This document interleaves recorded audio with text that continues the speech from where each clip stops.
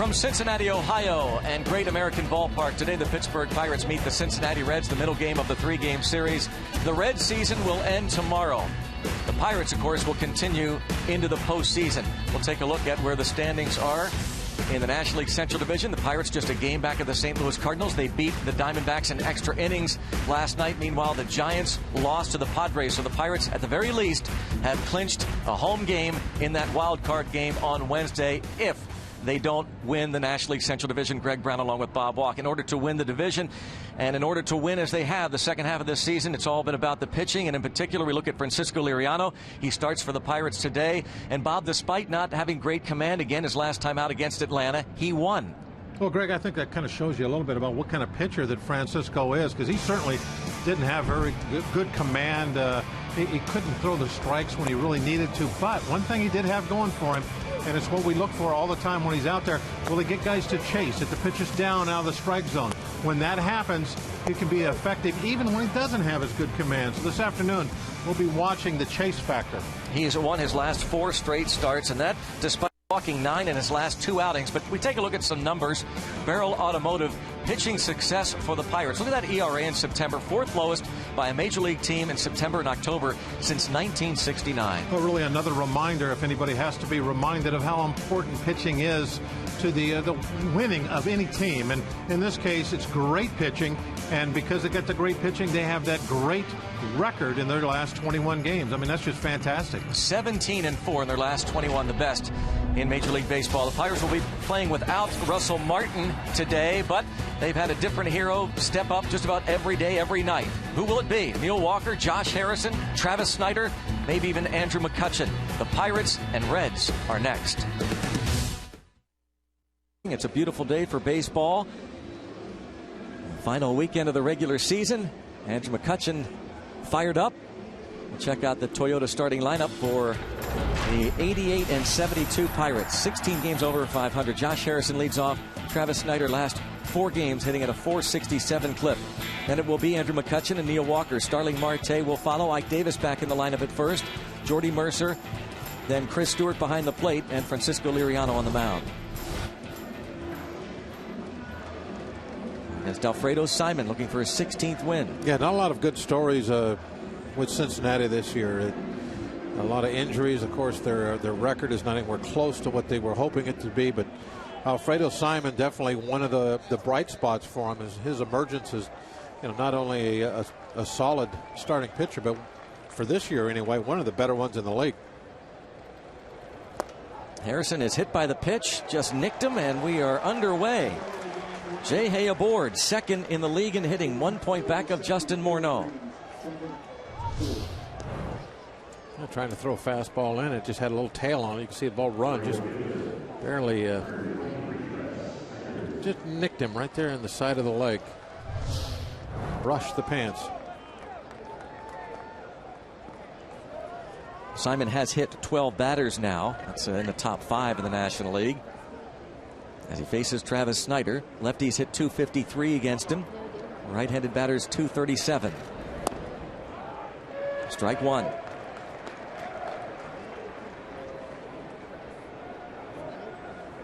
Snider 2 for 4, had the RBI double.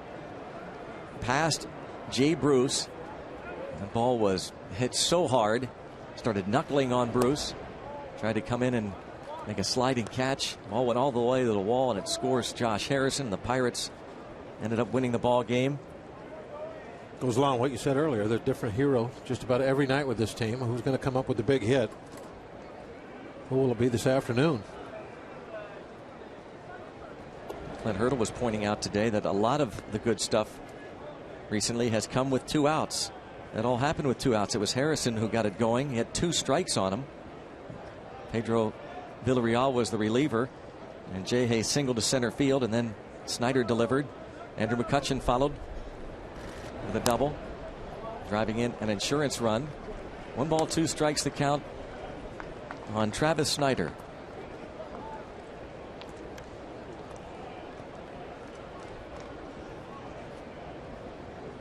Bucco skipper Clint Hurdle leading his team back to the postseason for the 2nd straight year.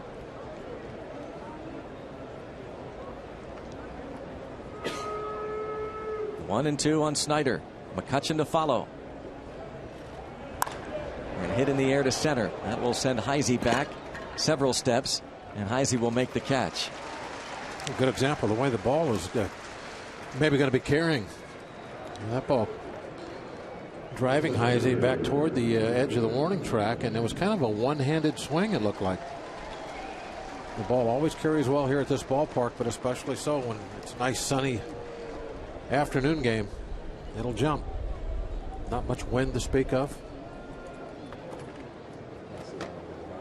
See the flags just pretty much hanging straight down. McCutchen, third in the league in hitting at .314. Chases.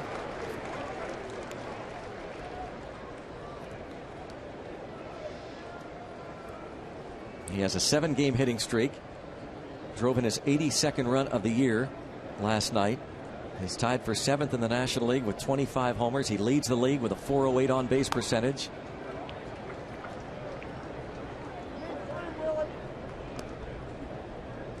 Rivers Casino tips to win.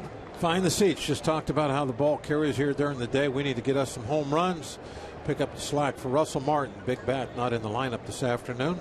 Nursing a sore leg, and get the Reds to chase. Talking about chasing balls out of the strike zone.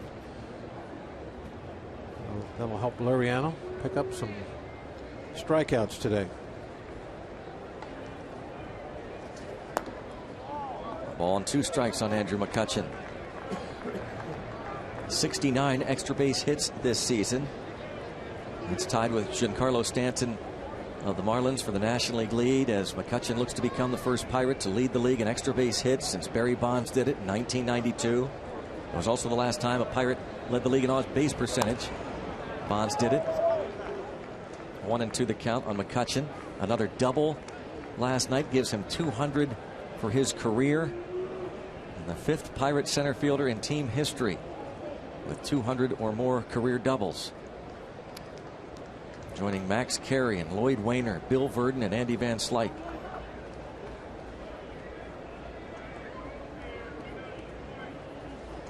Still 1-2.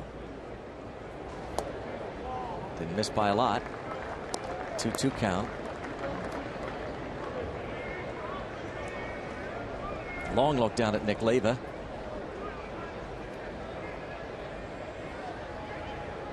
Simon made the All-Star team for the first time in his career this year. We have talked a lot about, and understandably so, the great stories on this Pirates team. And as Bob mentioned, there have not been a lot on the Reds club. Well, 2 of them are not too bad. The battery. Yep. Simon and Mesoraco for sure, both All-Stars. Simon seemingly out of nowhere, a reliever most of his career. And he gets McCutchen to chase. Not a good at bat for Cutchen. He swung at a lot of borderline pitches. That last one not even borderline, and that's one of the worst swings you'll see him take.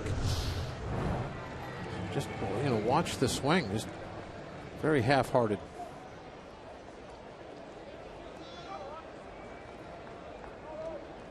Looks like a golf swing, didn't it? Well, that's where the ball was. Yeah. Nice follow through. Here's Walker. 0 for 3 with an intentional walk last night. Runner goes. Got a good jump. Mesoraco throws down, but no chance. Jay Hay swipes his 18th bag. Number 18 for Harrison. Number 18. Watch the jump. Oh, yeah, nice jump.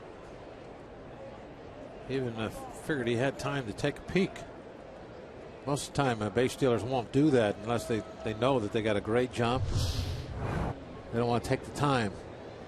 That could cost you a foot or so on your slide, and sometimes that's how much you're out by. 1 ball, no strikes. 2-0.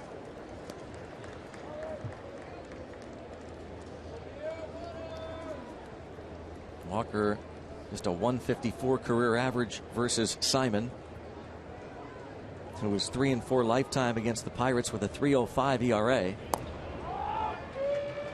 Tough challenge for the Pirates today and tomorrow. Johnny Cueto awaits. Jim Joyce called it a strike. Walker not happy. And not happy there either. 2-2.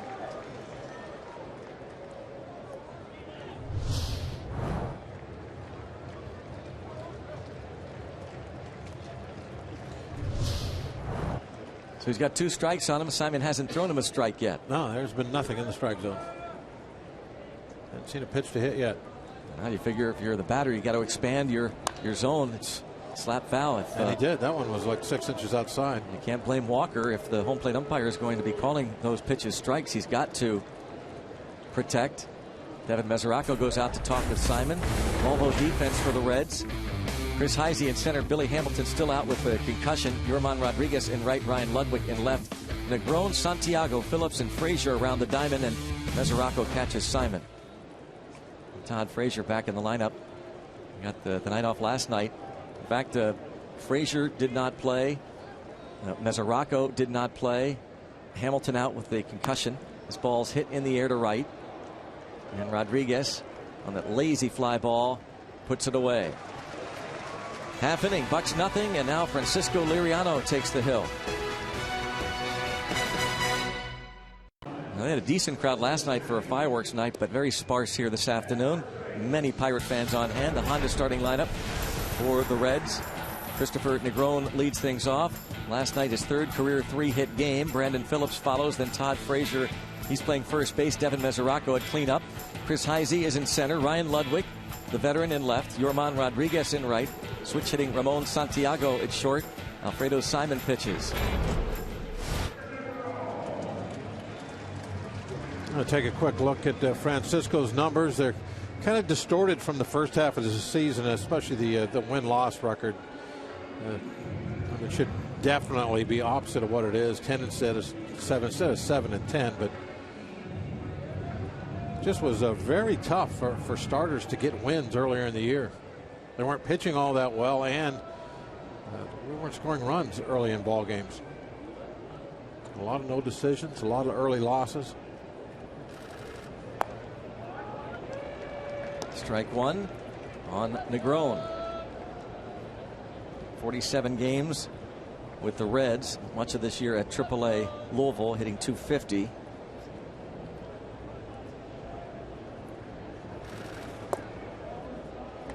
In tight, 1 ball and 1 strike on Negron. Liriano looks for his 8th win. A couple of stints on the disabled list this year. 1 run given up in his last 28 innings.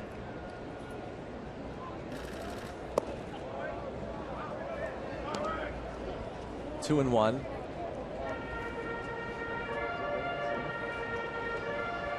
Now he didn't get that call. Jim Joyce gave Simon a couple of pitches out of the strike zone. And you see Liriano did not get that pitch from Jim Joyce. 2-2. Liriano kind of gave him a little look too, I thought, after that. How important is it for Liriano to have an umpire that's somewhat maybe liberal with the strike zone? Well, I think it's important for everybody, but the bigger his strike zone, then the more likely he's going to get the guys chasing after the changeup and the slider downstairs. So it's very important that he's got a nice strike zone to work with. Full count.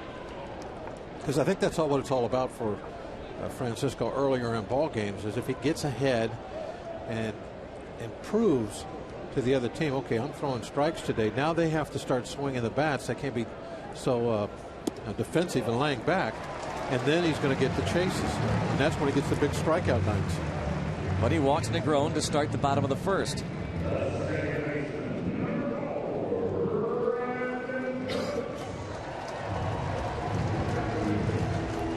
Liriano has walked 77 batters in 157 innings. He's looking for his first career regular season win against the Reds. He's 0-5 lifetime in 8 career starts. In the regular season, of course, he beat Cueto in that wild card game October 1st last year at PNC Park. Brandon Phillips, 2 for 4 last night. And a line drive to center field. This is going to put runners at first and third, and McCutchen Goes down to the slide and holds Phillips to a single. It's first and third with nobody out.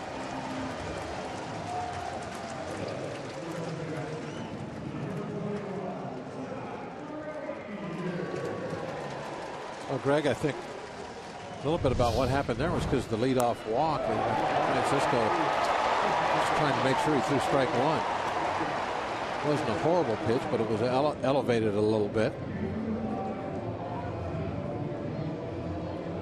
McCutchen doing a good job keeping it just a single.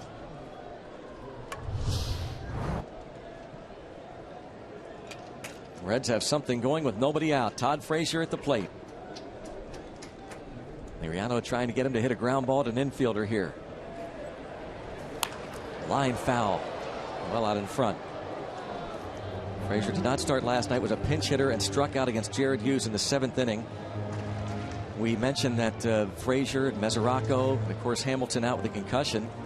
Brian Price felt the need to contact Mike Matheny last night, the manager of the Cardinals, to let him know that the reasons behind not starting some of his starters. 1 ball and 1 strike. Some people could be very, some people are very touchy about that.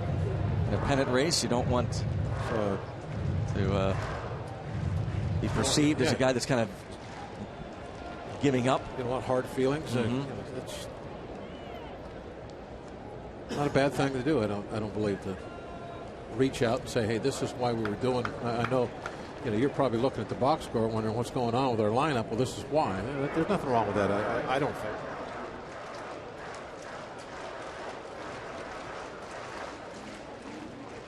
Two and 1 the count on Frazier.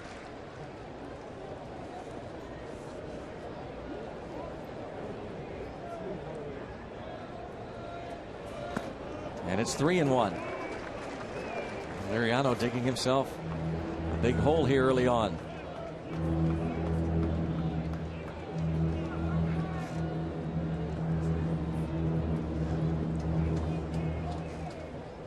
Mesoraco to follow.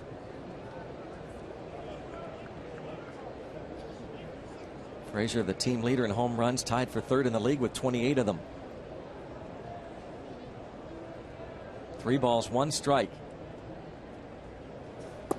And he's walked him, and they're loaded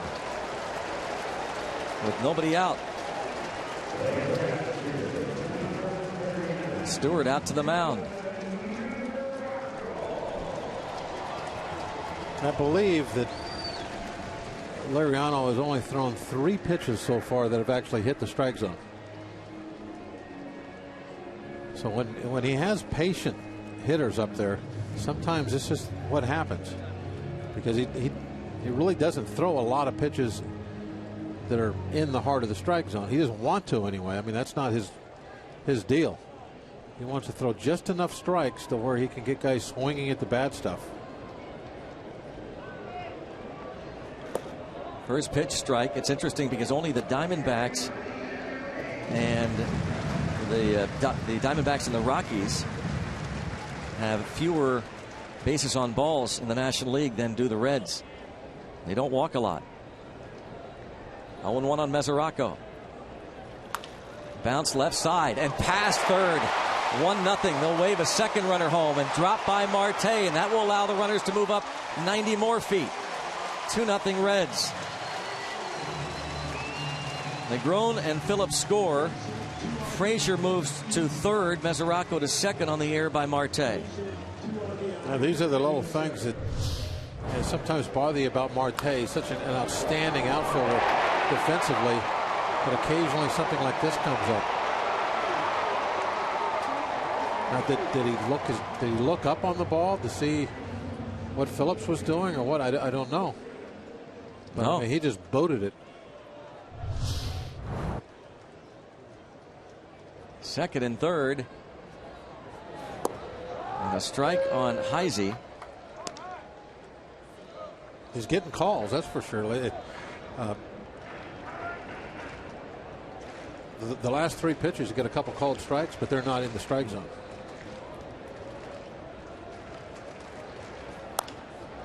To second, and this will score a run, and Walker looks towards second, but trotting to third goes Mesoraco. It's 3-0. Well, Mesoraco didn't run. What that was all about. I think Walker had a shot at it. Mesoraco actually, I think, started going back to second base. Walker looked that way and decided just to throw to first. Look at Mesoraco here. And he starts to go back towards second. And look at that. He was maybe 20 feet at most off the bag, and Walker threw the ball to first base. Could have easily have erased Mesoraco from scoring position. Now the infield has to come in. And again, Walker even looked that way. Looked but didn't see. Yeah. Ludwig at the infield end, hitting .243 on the year. A 3 spot on the board for the Reds.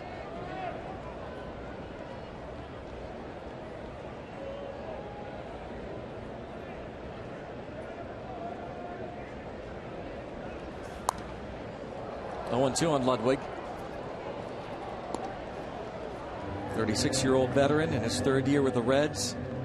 Spent part of that 2011 season with Pittsburgh, winding down a pretty strong career. Ryan Ludwig. Injuries limited him to just 38 games last season. 0-2 the count. Liriano could use a strikeout here. Bouncing ball toward the shortstop, and the runner breaks for the plate, and the tag is made by Stewart, and Jim Joyce keeps his feet, almost knocked over by the sliding Mesoraco. There's going to be a discussion here, I think, about where Stewart was taking that throw. And Joyce is hurt. Mesoraco checking with the home plate umpire.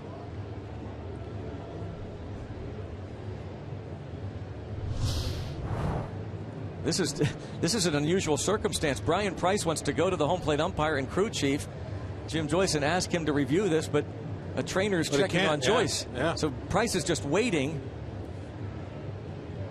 Another look as Mercer throws to Stewart. A nice play by Mercer. But I don't know, what they're going to say about the rule, as it's been interpreted so many different ways in so many different games this year. But well, we know recently Stewart's foot definitely is in front of home plate. Recently, the league sent a memo to umpires, league managers, basically asking for common sense. Well, that means it's a bad rule. Hear, hear. I mean, that's a mental. Yep. They're admitting it's a bad rule. And yep. They have to do that. Basically saying when the throw clearly beats him. And mental, is that a word? Mental? No, Oh, I thought it was. I didn't know you were combining and mental. Maybe the question is, did he even apply the tag? That could be the question, and probably is. Not might be what they're looking at. Yeah, not the collision rule, but did he even apply the tag? This is a crew chief review, and this is unusual. Jim Joyce is the crew chief, but because of a little minor injury, he's not at the headset. See, the plate definitely was blocked. Oh, he's going to be safe anyway. I agree with you, Greg. I think they might just change that anyway. But I said add mental, like admit. Okay. Is that a word? Admental or admittal? Admittal. Admittal. Yeah, that's okay. Oh, okay. All right, just checking. And it is under review. This, again, the crew chief review, but in an unusual circumstance, Jim Joyce is not at the headset.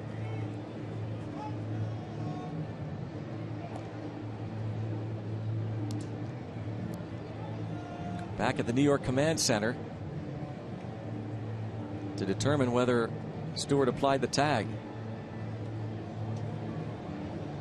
Mesoraco.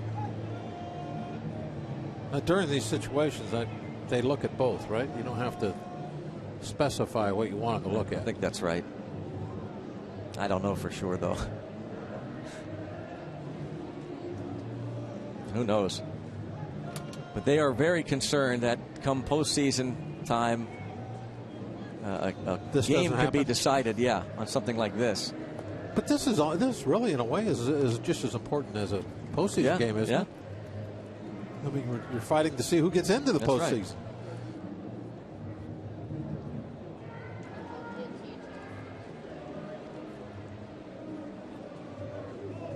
Long delay here. It will either be 4-0. Think how long Liriano has been on this mound. Yeah, he's just now going to start to. It's 1:30.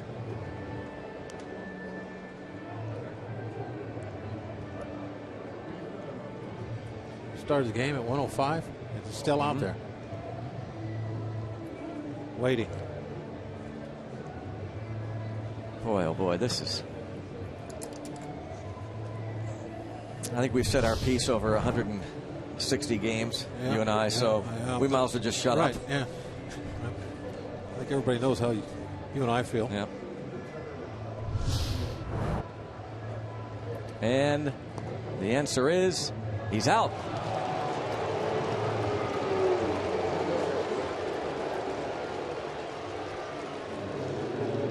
Nice play. Be not enough evidence to overturn in their minds. The call stands. The call stands. So he didn't block the plate, and he did get the tag on him. Time of the review was 3 minutes 13. 3 minutes 13.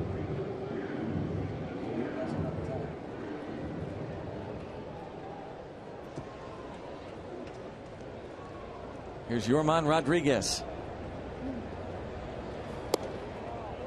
Ball one. He has played in 9 games with the Reds, hitting .250. Spent the year at Double-A Pensacola, hit .262 there. 22-year-old from Venezuela.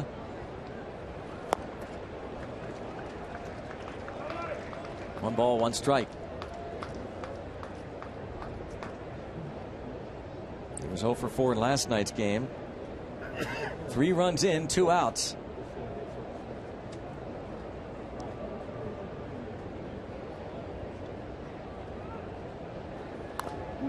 Just got a piece of it, and it's 1-2.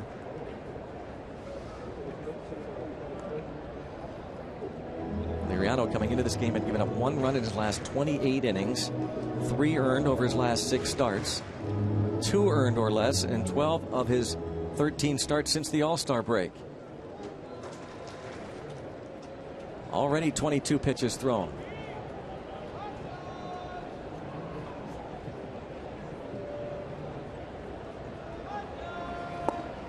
Strikes out Ramon Rodriguez. 3 in, 3-0 after 1.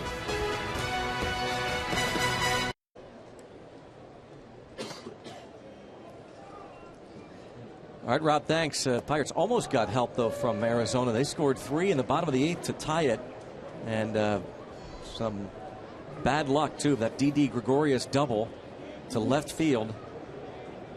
Bounced onto the warning track and over the wall. Otherwise, it would have scored the 4th run of the inning, and they would have won the ball game. This ball drilled toward left field. It is hooking toward the wall, and it will stay fair into the corner as Starling Marte heads to second base with a leadoff double. And he has a 12-game hitting streak.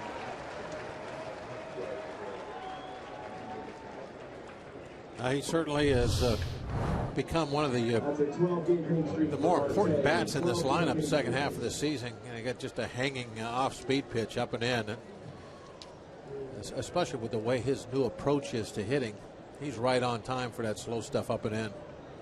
Also ties his career high. First half of the season, he would have probably pulled that about 30 feet foul. It'd have been so quick on it. But he's slowed things down to where he's keeping balls like that fair, and he's not chasing the bad pitches. By slowing things down, he's taking a longer look, letting the ball travel further before he makes his decisions. That's helping him a lot.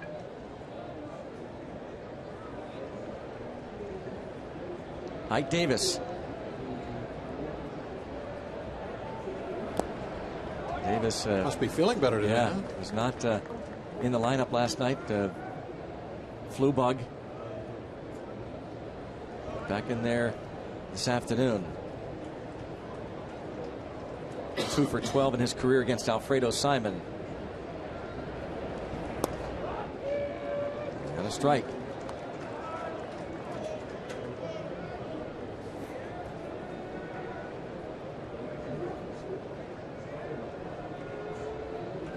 Jim Joyce, they checked on him between innings as Mesoraco almost barreled him over that play at the plate.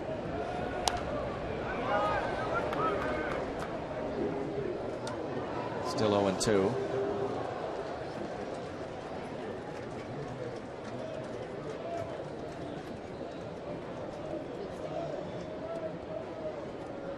Devin Mesoraco, an all-star for the first time in his career. And Alfredo Simon, the veteran,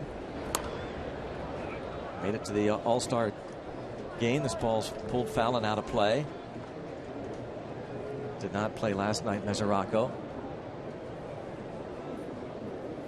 But having a fine year, the Punxsutawney native. 25 home runs and 80 RBIs. You've got to mention the Punxsutawney native every night, at least once a game when you've got Mesoraco in there. It's a standard broadcast rule that we have. You know, you could say it a different way. You could say Punxsutawney's own. You know, you don't have to say native. You can say own. Punxies. I say Punxsy sometimes, you know. So you have some variety you can throw out there.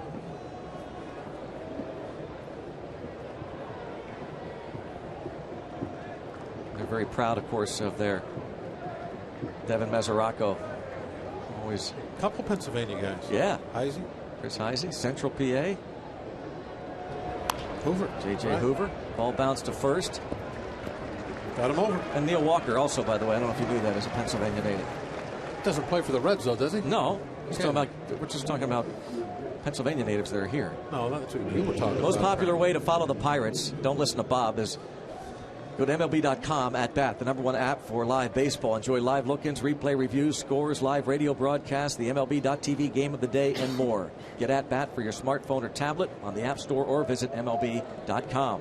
As the Pirates push to the postseason, Jordy Mercer will try and get a run in, and he will with that chopper deep to the shortstop Santiago, who just gets him. Infield back with that lead. All you got to do is get the ball put in play. You get your RBI. Put something up on the board. Fight back a little bit. Mercer took a run away with his throw to the plate in the bottom of the first, and now brings home Starling Marte. Make it 3-1. So he's +2. That is a +2. Here's Chris Stewart. Came in. I guess Marte's back to even. That's right. Yeah, because one of the runs against Liriano was unearned, so that was a costly error.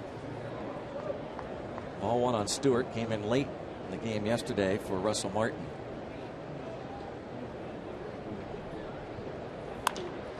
To the third baseman, Negron. On to first. Pirates get one. You buy Toyota. Now's the time to go places with Toyota. Visit buyatoyota.com for special offers. And by PNC Bank. Know where you stand with PNC Total Insight. Let's go Bucks. 3-1 ball game going to the bottom of the second here in Cincinnati. Pirates trail by a couple, hoping Francisco Liriano can turn things around, get sharp. Struggling in that first inning, walking a couple. 3 runs, 2 of them earned. He will face Ramon Santiago, the veteran switch-hitting infielder, to lead things off.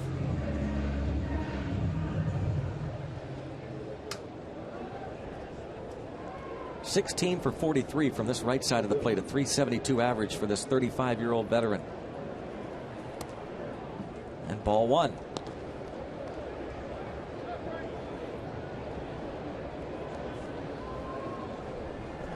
Righty's hitting just .204 against Liriano this year.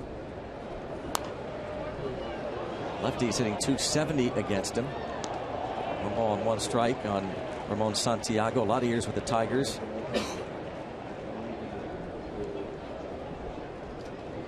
Tigers have a game lead on the Royals in the American League Central. The Royals are in the playoffs. This ball's popped up, shallow right. Snyder makes the catch.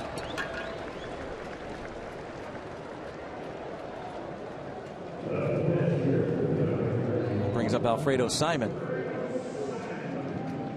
Travis Snyder has taken over the everyday job in right field.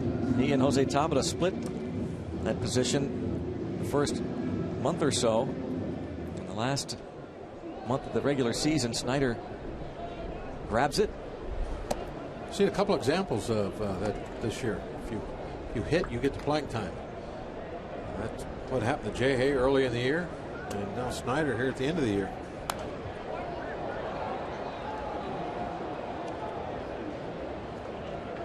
Lloyd used to say that players make out the lineup. Yeah, I don't make it up. Lloyd McClendon, former Pirate manager, and now with the Mariners. Put up the numbers, they'll be in there. The Mariners are 2 back with 2 games to play in the American League wild card.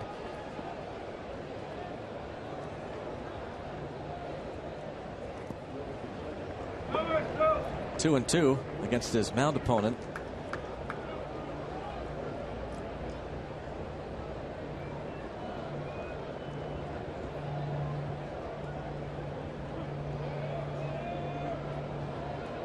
Simon with 7 hits and 57 at bats, a 123 mark.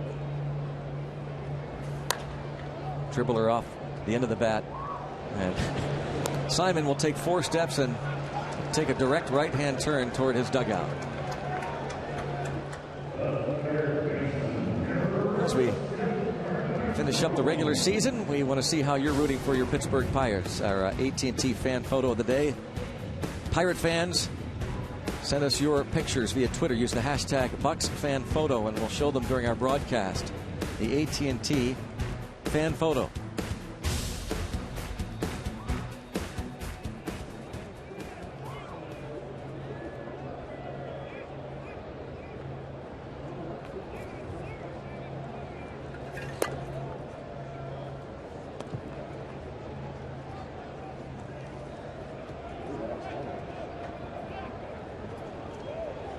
I've been saving a couple of pictures. I can't tweet them out.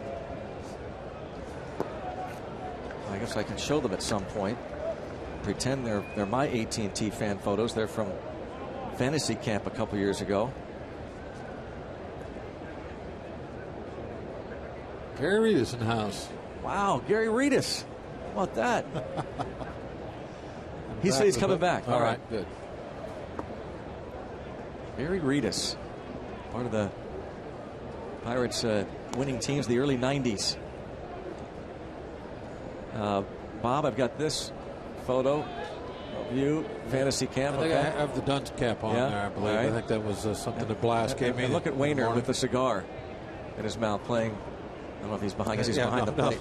No. Show that again. And you'll see that's his usual spot even when he played. Warming up the pitcher in between innings. With a cigar in his mouth.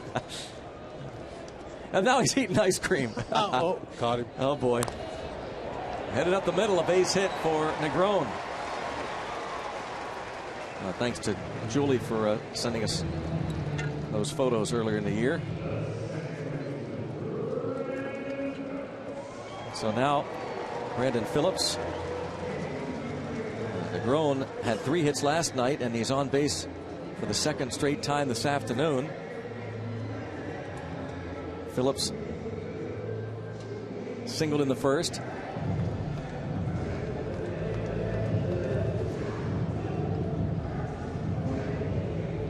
I had an opportunity there for maybe a real quick inning after that, a 23 pitch inning in the first. Not getting a groan.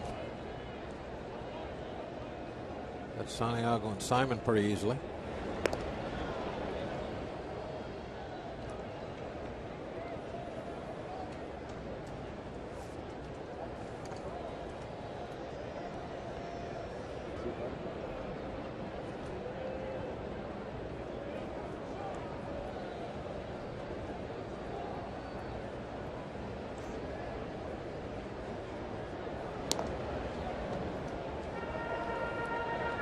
Negron has 5 steals and 5 attempts with the Reds this season.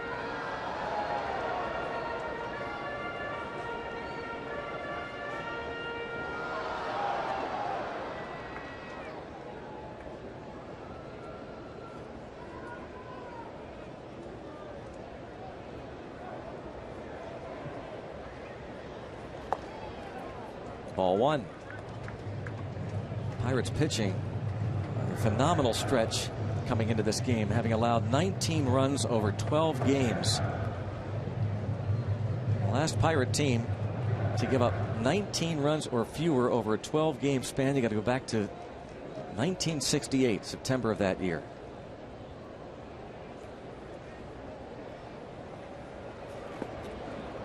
One and one on Phillips. Boy, look bad on that changeup. Almost hurt himself for that swing.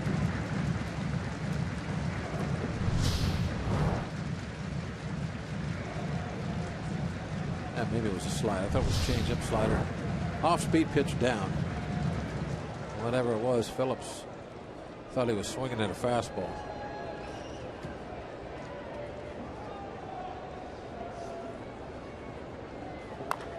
Pops this ball up. Walker over near the line.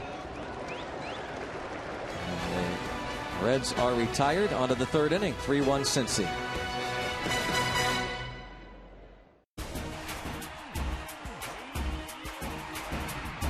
This day in history, September 27, 1992, the Pirates clinched the National League East against the New York Mets. Gary Rita scores a couple of runs as the Pirates clinch it, their third straight National League Eastern Division title.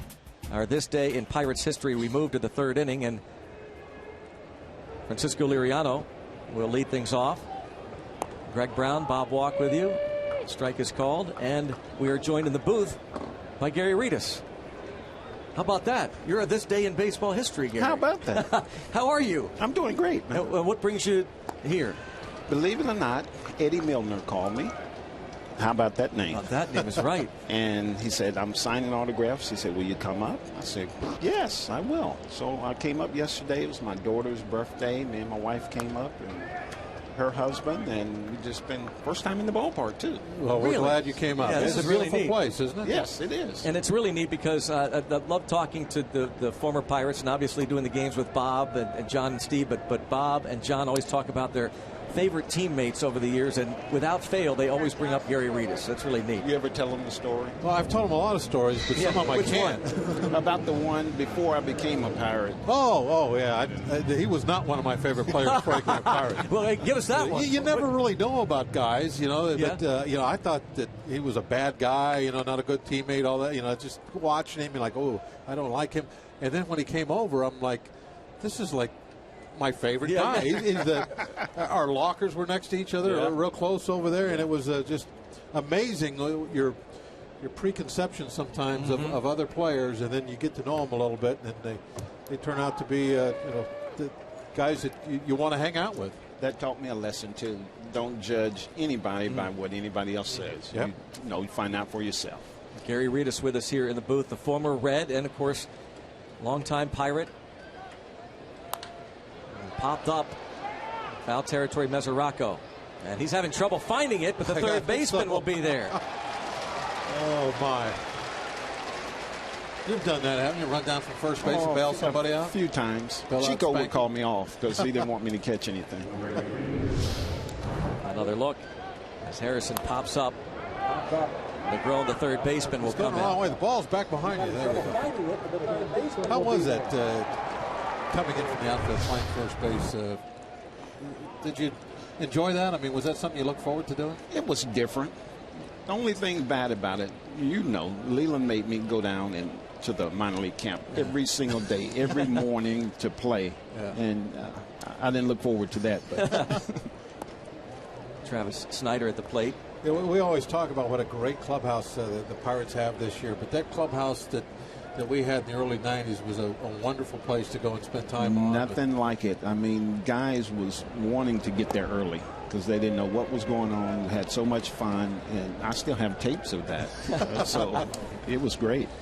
What made it so much fun? Was it the winning, Gary? I mean, it comes along with it, right? That's part of it, but you had guys that were just good guys. I mean, there were some guys that wasn't good guys. There were some guys we didn't like, but we overshadowed those guys we in did. the clubhouse. Yes, we did.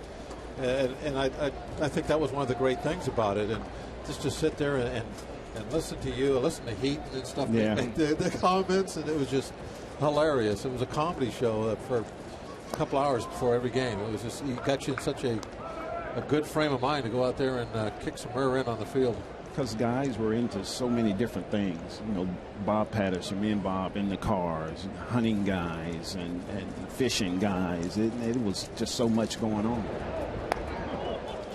Took a little off that one. Just a little bit. That's one of your pitches. Was 57 miles an hour. I've flipped them up there about like that sometimes, just to see what would happen. We're witnessing the slowest pitch of the year right here. You need a little bit more arc on that one, though. That would get that one high enough.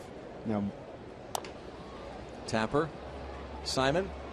Gary, can you stick around for another half? Yes, I can. Right, great Yes, stuff. Gary Reedus is here with us. The Pirates and the Reds playing middle game of the 3-game series. The Reds leading it 3-1.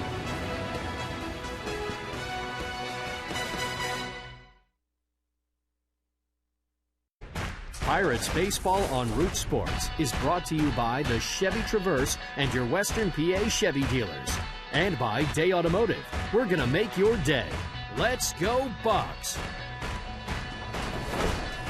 Going to the bottom of the third inning here in Cincinnati. The Reds leading the Pirates 3-1. The 3-4-5 men in the order against Francisco Liriano, Todd Frazier, Devin Mesoraco, and Chris Heisey.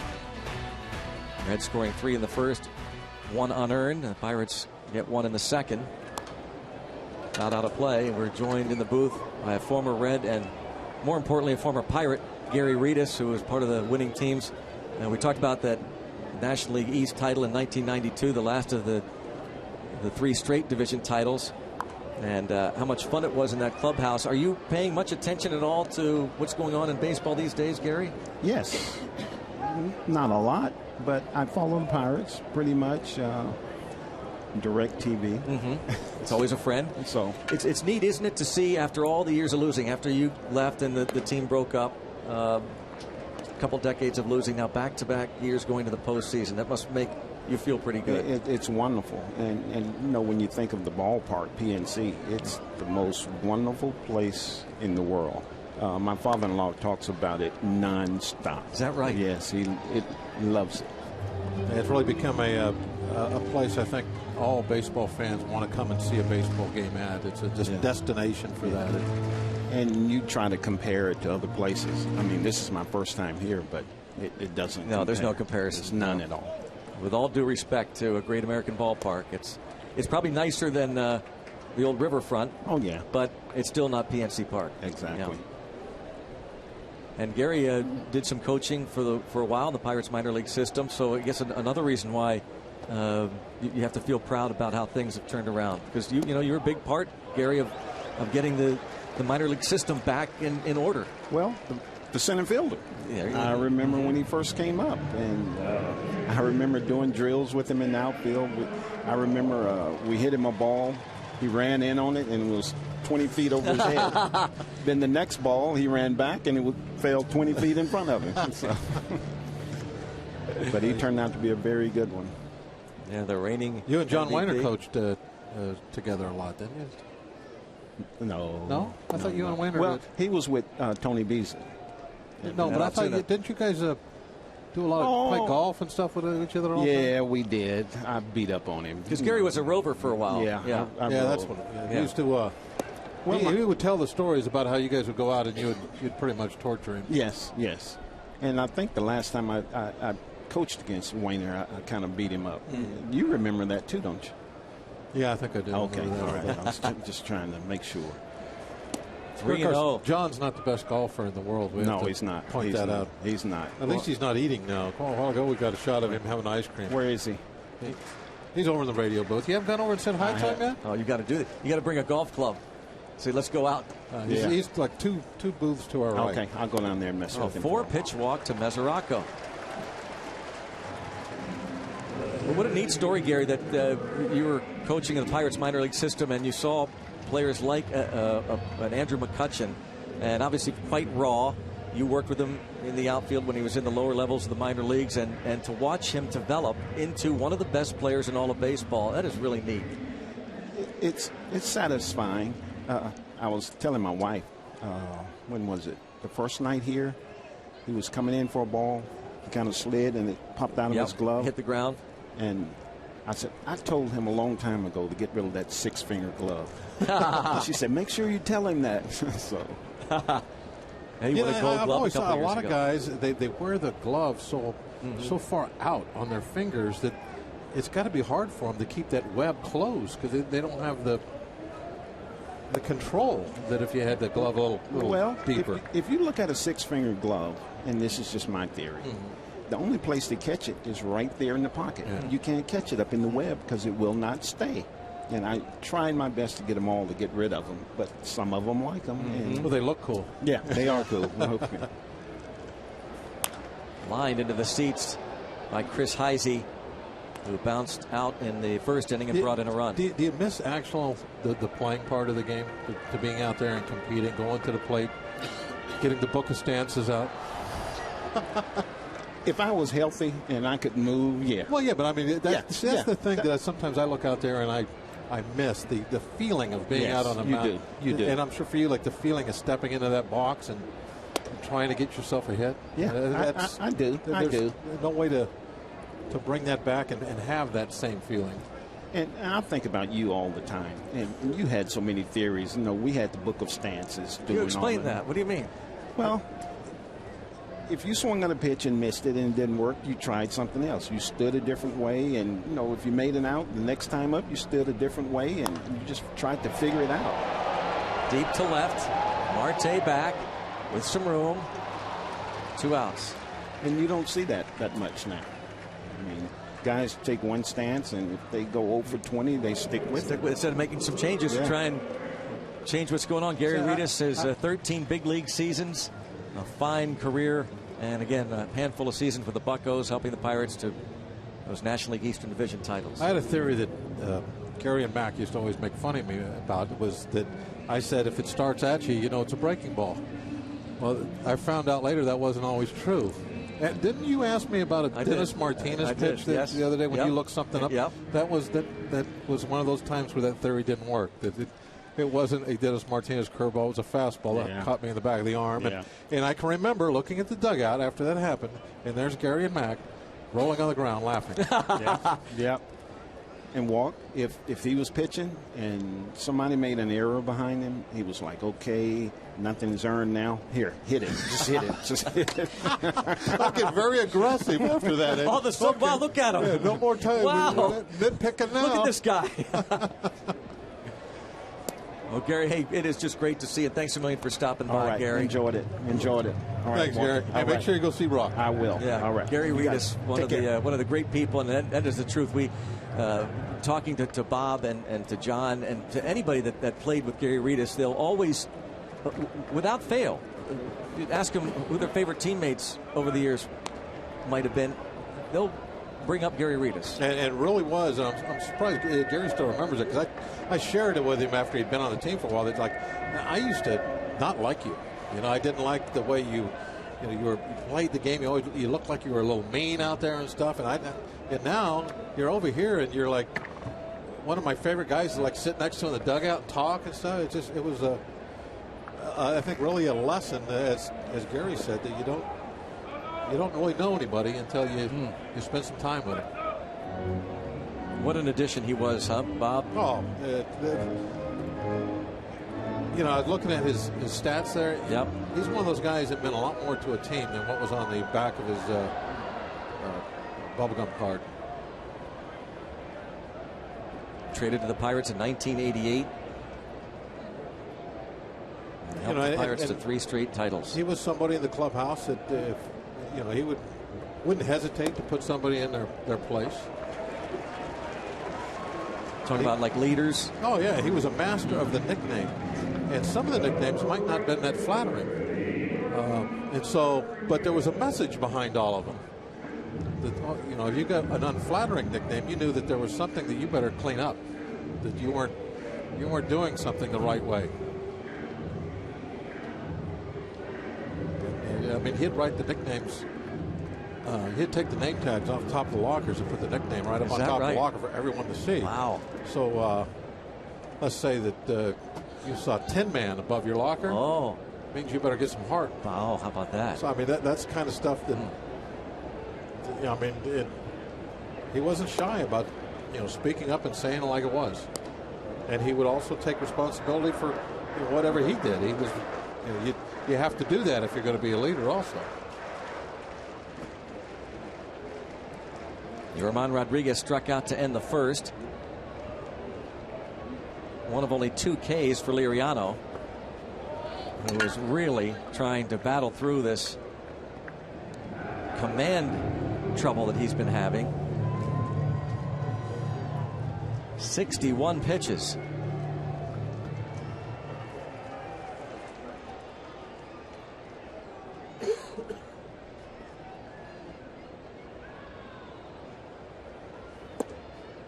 And 2-1 on Ramon Rodriguez. He has walked 4, 2 in the first and 2 here in the third.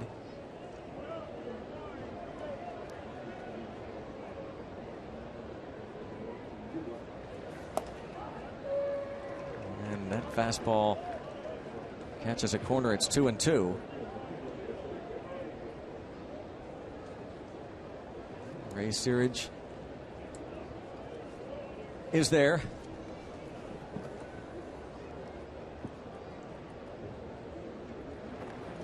And he strikes out Ramon Rodriguez, keeping it close through 3. Injury update. Reds without Billy Hamilton. Tuesday suffered a concussion, making a great catch, robbing Ryan Braun of a home run, but banged his head up against the fence. Probably out tomorrow as well. And he'll end his season with a .250 average, 56 steals, 72 runs scored. And probably say, Bob, that he's still the leading contender for Rookie of the Year, you'd think. I would think so. This is a solid season for him.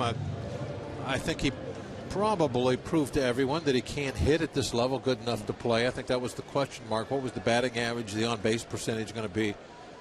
There's no doubt that he was an excellent defender and an incredible base stealer. Leading the rookies in RBIs, hits, runs, 56 steals we mentioned, doubles to lead all rookies. Now maybe Mets fans will suggest that Jacob deGrom, a 9-game winner, should be considered for Rookie of the Year. Billy Hamilton, certainly a spark plug. The top of the order. They'll be without him today and likely tomorrow. As the Pirates try to come back here down a couple, and they have been the comeback kids in 2014. They don't seem rattled ever when they get behind. No, they're not at all. It's almost like they like to be a couple down.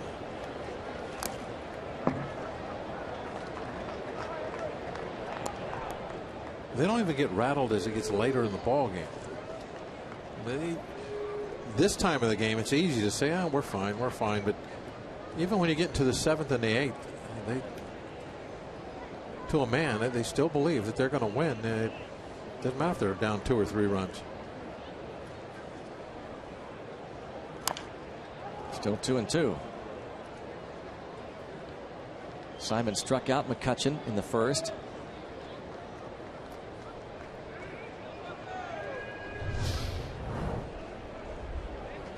This one right off the foot, the Allegheny Health Network Super Mo. Probably an ouch right off the toe. Jim Joyce buys him some time, slowly dusting off home plate.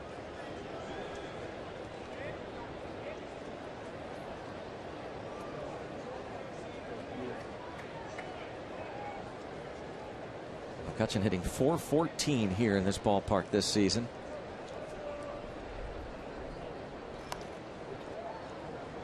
And it stays 2-2. Average at .313.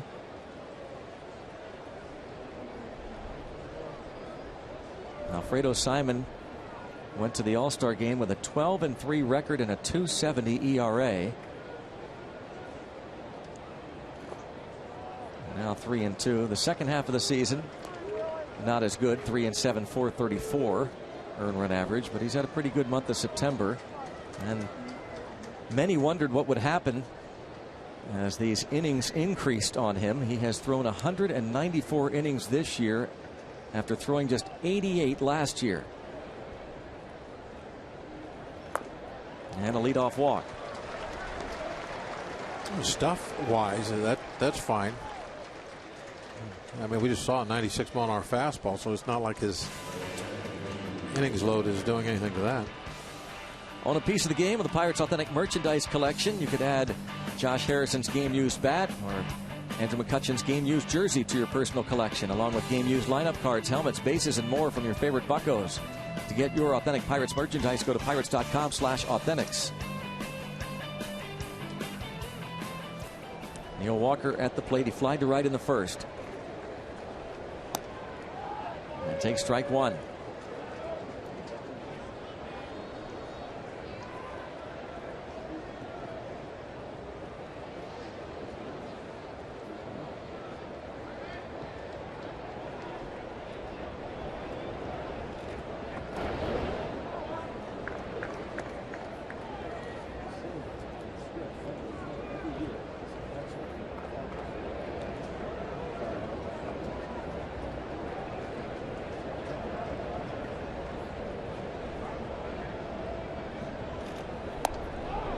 One ball and one strike. Walker hitting just .226 against Reds pitching this season, but he's hit 5 of his 22 home runs against the Reds. That would come in handy right here. Down 2. Simon's given up 21.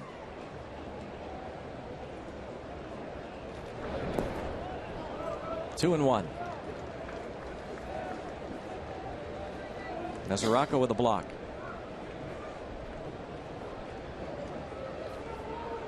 Like Hollywood Squares.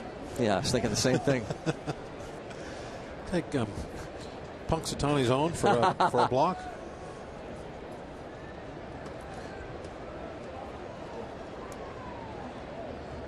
Mesoraco joining the excellent catching in this National League Central Division. Hit hard. Oh, what a stop at first base by Frazier. That ball would be in the corner, and the Pirates likely would get another run. Frazier robs Walker. He wanted to try for the lead runner, McCutchen, but decided that it was a great play, robbing the double. Just go ahead and get the out. He looks. He was mad at himself too. Right away, he's angry that he didn't throw to second. Yeah, look. When he gets up, I think Kutch is probably about halfway there.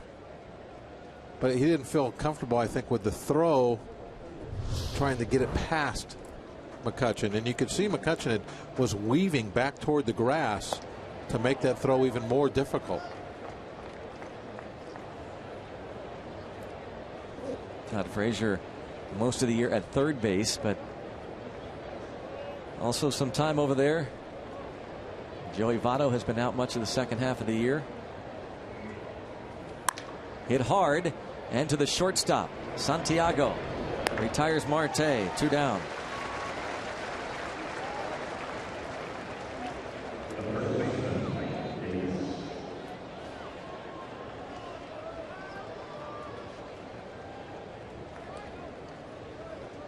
"90 feet away." Except there's 2 outs. That's the only negative thing about that. Mike's going to have to get it done with a base hit.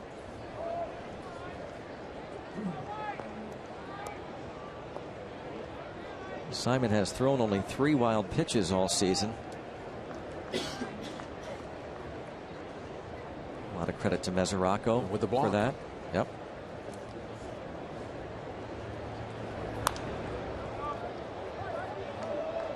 In fact, the Reds pitchers have uncorked the second fewest wild pitches in the league, behind only the Washington Nationals.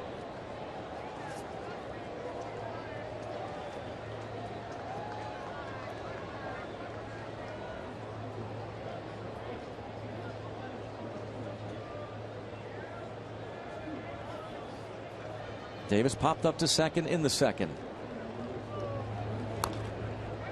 And he's behind in the count 0-2. Billy Hamilton on the bench. Has been going through those concussion tests and not able to pass them yet.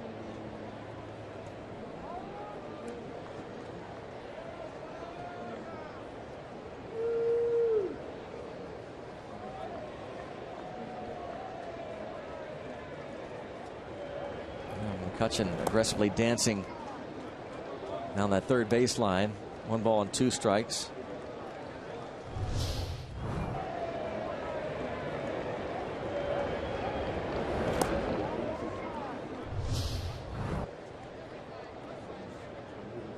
One-two count on Davis.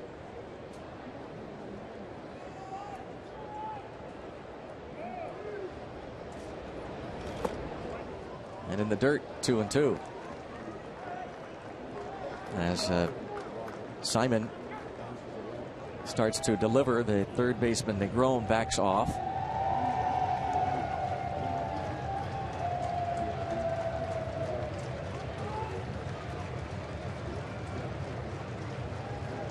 Negron giving him plenty of room, so it allows Kutch to kind of do what he wants over there as far as his lead.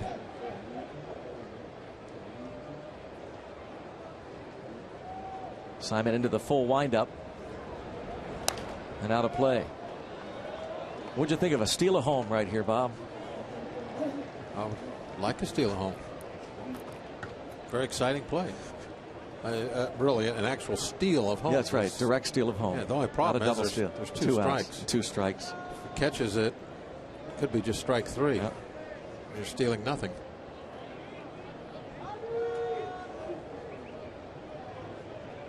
Talk about a lost art.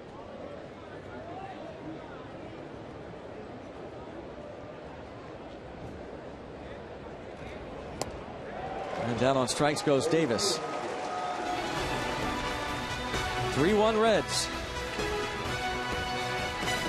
Some baseball as early as Wednesday night on the North Shore. I'm Robbie and Smikowski. The Buccos' worst case scenario, they return home for another wild card game at PNC Park, and Neil Walker recently discussed that possibility and what it would mean to the guys. I mean, it's obviously good, but you know, there's still possibilities here this weekend, which is nice. But yeah, to know that at the very least we get to go home and have a wild card game in a place that we know is going to be an exciting and tough environment for a road team to play is encouraging. And the Buccos with the 51 wins at home this season, best in the National League. That's fantastic. And Greg and Bob, get this. I did have a brief conversation with Andrew McCutchen yesterday. As you know, he's the guy that started the PNC blackout last season. I said, hey, Kutch, are you interested in maybe seeing that again? He kind of looked and stopped and goes, oh, definitely. So I think once we figure out what these scenarios are going to be, once they're determined, don't be surprised to see the boys start the social media push for everyone to wear black on Wednesday. No doubt about that, Robbie. In fact, I think Pirate fans can pretty much plan on whenever game 1 is of the playoffs. Plan on wearing black. A drop, but Harrison picks it up right there to throw out Santiago.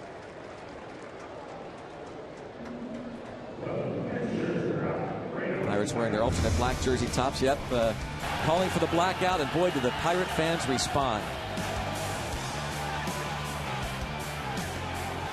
Incredible scene last year, and can't wait for it again. So plan on wearing black whenever we're there. Whenever it is. Maybe Wednesday. By the way, there will be a pep rally downtown at noon on Tuesday, so plan on being there for that. A Tuesday pep rally. Get fired up for postseason play. As Robbie said, still don't know exactly when or where or the opponent.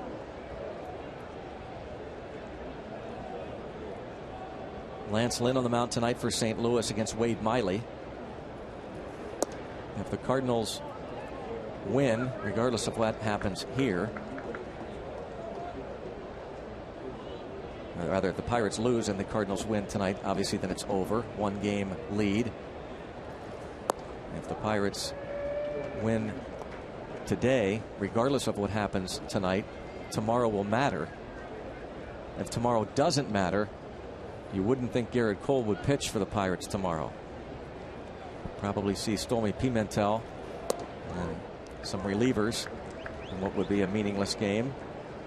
Strike 3 on Simon. Cole is scheduled to go tomorrow. Let me ask you this. Different scenarios, Bob. If it's tied tomorrow, then if it ends tied, all you're getting is a one-game playoff to go to the division series, right? If it ends tied. You mean if the Cardinals and the Pirates are tied tomorrow? Well, if you're one game back, let's say we win today, they win tonight. Right. Now you start tomorrow one game back. Right. Best you can hope for is a tie. Correct. Which would guarantee you a one-game playoff to see who goes to the division series. Who wins the National League Central, yes. One-game playoff. Guarantees you a chance to try and win the National League Central Division on Monday in St. Louis. Which would send you to a division series. If you win the National, yes, best of 5, correct. Right. If you win a wild card game, you go to a division series, best of 5. Correct. They already have that. Right.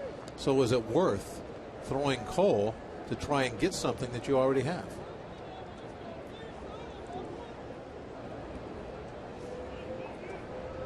You're already guaranteed a one-game playoff to go to a division series.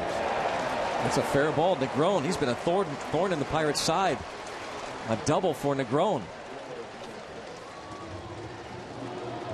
He got out there to second base awfully quick, too. He was thinking about trying to go 3.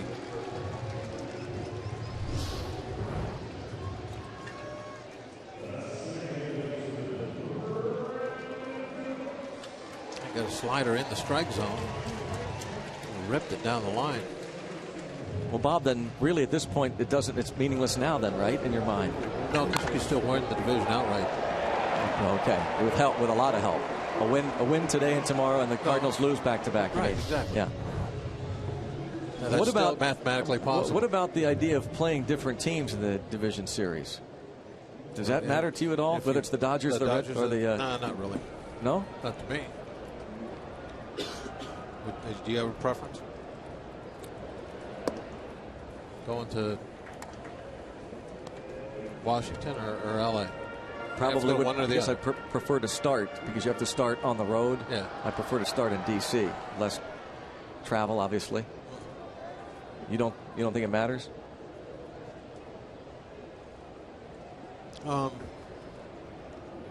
Yeah, it's hard to say. I mean, we won 3 out of 4 in LA this year, so that might be something also. This team, I think, has that taste in their mouth from the last time they were in LA, and they got a little confidence going. Yeah. Taking 3 out of 4 it was a big deal, especially at that part of the season. That was one of the turning points, was going to LA and winning 3 out of 4. So maybe this club would rather go to LA. I don't know. You know, one of the concerns I have right now is the Russell Martin factor. Yeah, you want to get him. You know, he's not playing today. Be surprised if he plays tomorrow.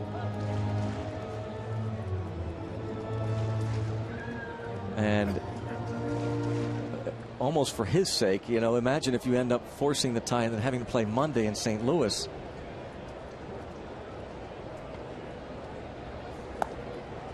You know, I'm starting to lean in your Yeah, I see. My point is that you already have a one-game playoff guaranteed. That if you win, you're going to a division series. Right. That's already guaranteed. Yeah. So if you have the division in a tie, you're going to have a one-game playoff to go to a division series. Mm-hmm. The only thing that makes that scenario a little bit better is if you lose that, you get a second shot at it. Right. Fly to left. Marte makes the catch. Pirates trail by 2. Is brought to you by Barrel Automotive. We're driven to be better. And by Levin Mattress, located in all Levin furniture showrooms and freestanding stores. Let's go Bucks! Non-stop action, heart-pounding, exciting, historic performances. Don't miss the 2014 postseason beginning September 30th. We're just talking about the scenarios and really what's going to happen in the next 24 hours.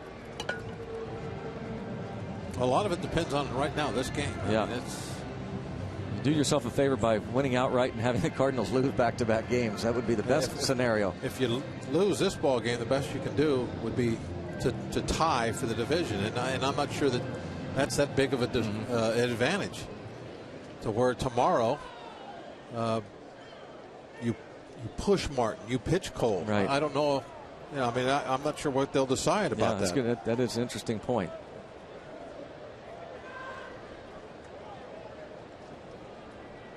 And you might think, well, we already have that guaranteed home play-in game Wednesday, and we can kind of maybe get Martin ready for that. Pitch Cole in that, perhaps. I mean, that's a possibility.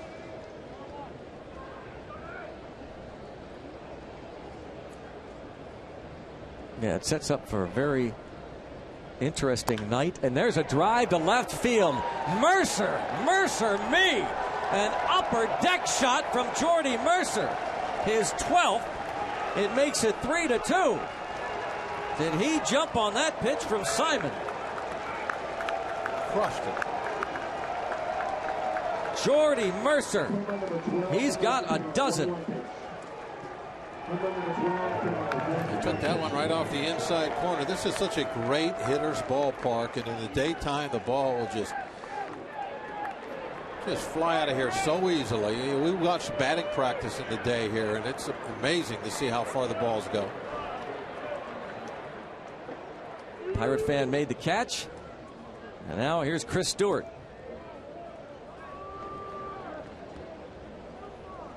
Jordy Mercer, boy, Clint Hurdle was talking before the game, said, did anybody have Jordy Mercer as leading the team in games played coming out of spring training? A testament to the hard work of Jordy Mercer, playing through injuries. He was the only shortstop, really. There was no choice there for a long, long time. He had to play every day. 424 feet, that home run. Barmas went on the shelf. Think of that consecutive streak he had going there.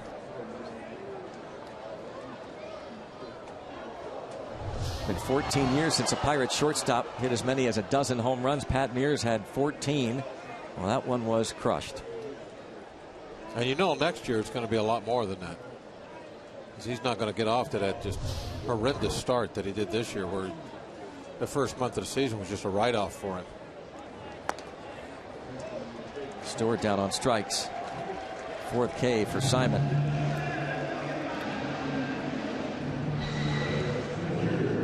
Jordy Mercer's home run gets the Pirates to within one.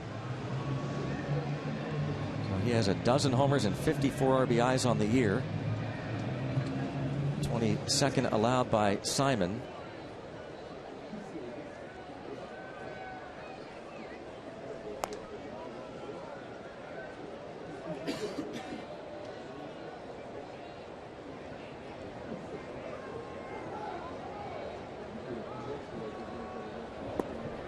Two 2-0 on Liriano. Struck out in the third. He has 4 hits and 43 at bats.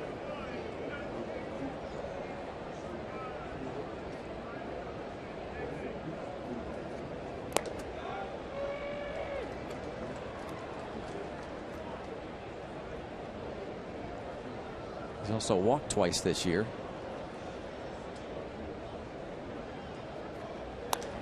And a line drive to right field, a base hit for Francisco Liriano. He puts his mind to it. He can hit a little bit. I really believe that sometimes he goes up there and he really is not into the at-bat. But you watch Liriano sometimes take batting practice at PNC Park, and I mean, he really does, at least batting practice. He can hit.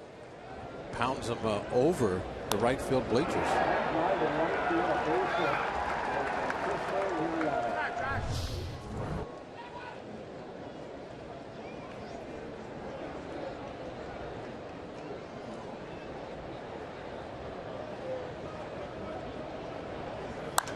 This ball hit well the other way toward the wall, and it is off the wall. Harrison into second base. Liriano chugs to third. And only because Liriano was the base runner is this game not tied. Jay off the wall and right. Absolute bullet out there. Jay, a very violent slide into second base. He went in hard late as that throw was coming in, and he wasn't sure that if it was going to be offline or not. Thank goodness he didn't hurt himself. His 38th double gives him a 15-game hitting streak. You can see that ball was just right at the bottom of the strike zone and outside corner, and he went with it. Pretty good play getting that throw in, but look how awkward that Jay went in the second. But he's fired up, though. As soon as he got up, he couldn't get up fast enough to get to Z. Yeah. Liriano into third. Not exactly. Jay, you can see in the background, got the second way before Liriano got the third. Infield shortens up. Ball one.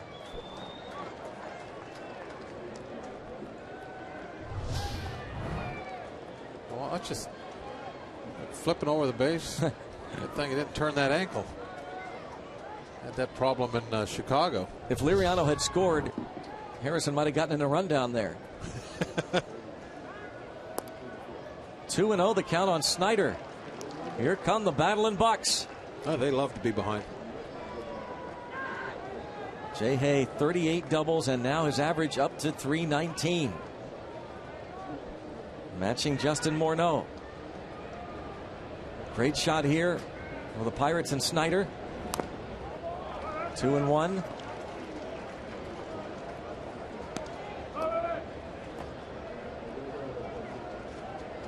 A 15-game hitting streak, the longest by a Pirate since Neil Walker had a 17-gamer 2 years ago. Snyder has flied to center and bounced back to the pitcher, Alfredo Simon. Surprised they don't back up even more, to be honest with you. They could practically play at regular depth and still get Liriano at the plate. 3-1.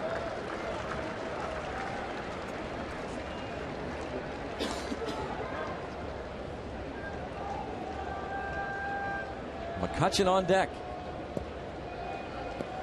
15-game hitting streak.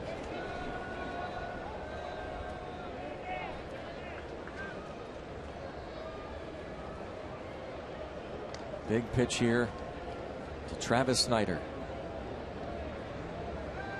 And time is called, and Simon wants to discuss it with Mesoraco. I think he thinks Harrison maybe did something. He looked back there at him and then stepped off. By did something, I mean got a sign, told him, gave him location, something like that. Some teams will do that. Some teams don't ever do that kind of thing. 3-2 now. And sometimes it's not a team thing. There'll be just a couple of different players that are very active, and when they get to second base trying to steal signs, if they have them, then do something to relay them to the hitter. I think catchers and pitchers are a little more paranoid about that than they really need to be. Not sure it happens as often as they think it does.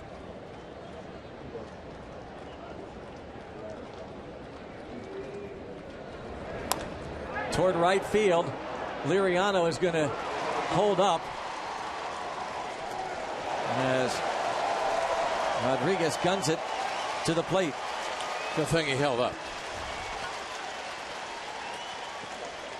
That was a bullet right to the plate on the fly.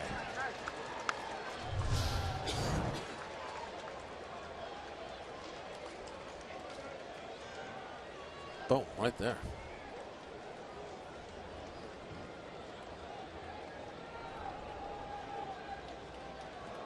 Well, tough break for Snyder and the Pirates. A line drive out to right. Yeah, you can't really ask for anything more from your hitter. Hit a line drive to the outfield. See how they pitch to McCutchen, who has struck out and walked. Walker on deck. McCutchen, a career .222 hitter versus Simon. Walker, 154. Well, Simon has pitched both players tough.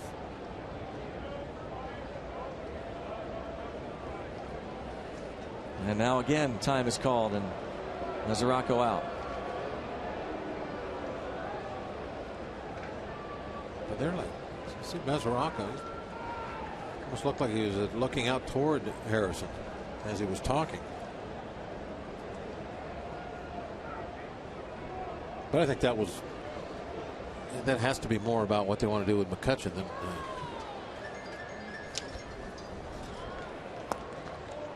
Ball one. Time for some nice piano music, I think. That's what we need to kind of relax. Somebody got a piano in there? J.J. Hoover loosening in the bullpen.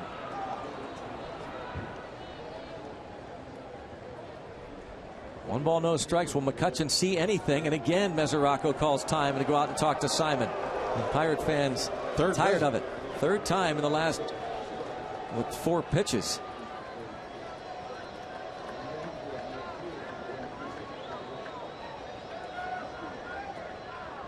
Well, there should be a rule about going out more than once on the same hitter.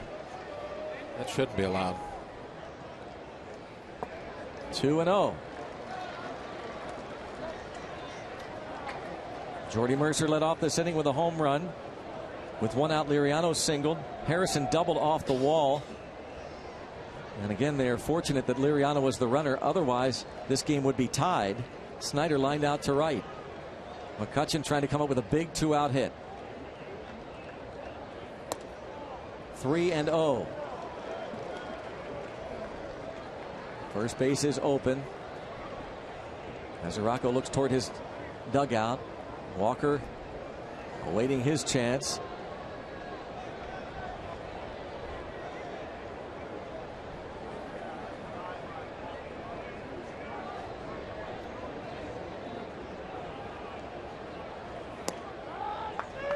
Three and 1. 95 miles per hour.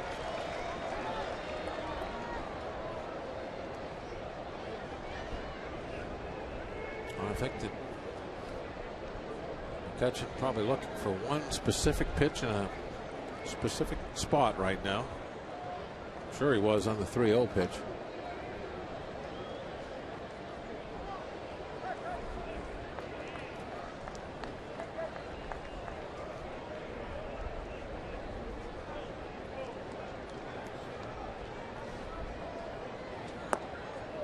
Bases are loaded.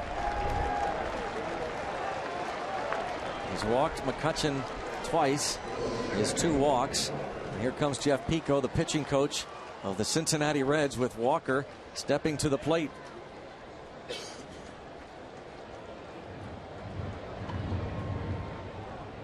This might be to try and give him a little bit of a breather out there.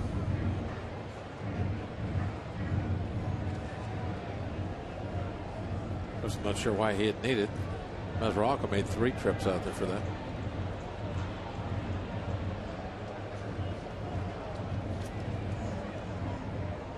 With 2 outs and the bases loaded this season, Pirates are batting just .194. Walker hitting .143, 2 out of 14.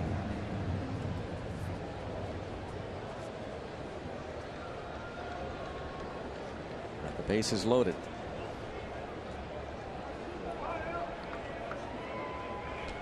This is where he made his major league debut, Neil Walker. He's come up to the plate in big situations many times in his career. This is one of the biggest. And toward right center field. This ball's dropping. This ball drops in. 2-run score. Pirates take the lead. McCutchen to third. Neil Walker brings in Liriano and Harrison, and the Pirates lead it in the 5th. Dugout going crazy. No, they need this game to keep the hopes alive of the division. I think Heisey got a little bit of a slow break coming in on that. Thought Walker maybe he'd hit a little harder than he did. A 2-run single for Neil Walker. And the Bucks take a 4-3 lead. Watch Heisey in center field. Just a little bit of a hesitation on the break. Now the Pirate fans that are here coming alive. Here's Marte. Ball one. They have Simon on the ropes.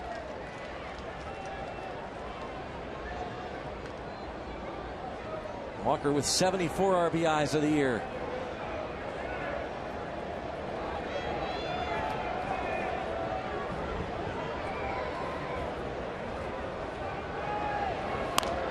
Roller toward third. Negron goes to second for the force. Jordy Mercer homers. Harrison doubled. Walker 2-run single. 4-3 Buccos. Here in Cincinnati, Josh Harrison's home. And he delivered a big double off the wall in right field. Neil Walker, a 2-run single. Jordy Mercer led off with the home run. And Francisco Liriano had the 1-out single. And how big was that? Following the Mercer homer, Mercer's 12th, Liriano scores his first career run. Do you remember the moment you scored your first career run? No. I didn't think so. I think it probably happened a little earlier.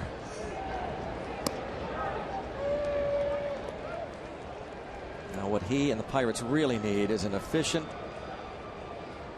strike-filled bottom of the fifth.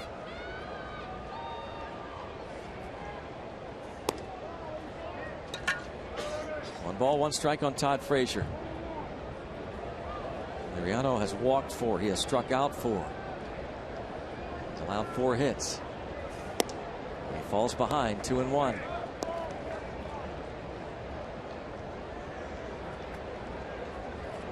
If he doesn't have an efficient inning, he'll beat 100 pitches before the inning is over. Falls behind another hitter. Only has 16 left to deal with before he gets the century mark. And he walks the leadoff man.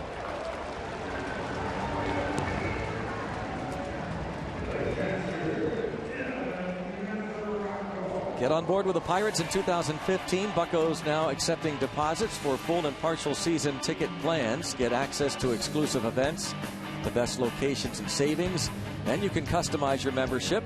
And remember, 2015 full season deposits receive 2014 postseason priority. For more information, go to pirates.com/membership.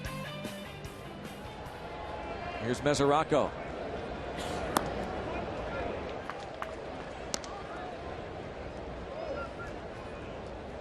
Two-run single in the first. Walked in the third.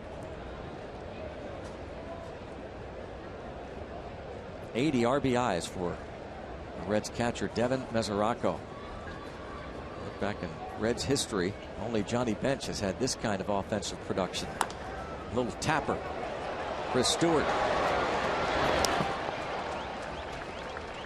One away.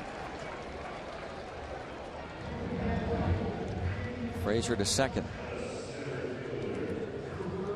Worked like a sack bunt. I got a little nervous there. That ball kept rolling a little further, a little further. Not sure if Stewart was going to be able to get to it as quickly as he thought.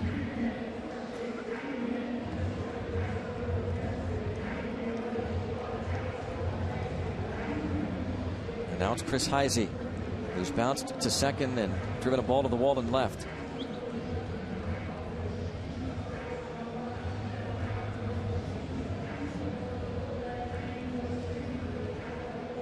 Joyce working on home plate there, kicking around the dirt.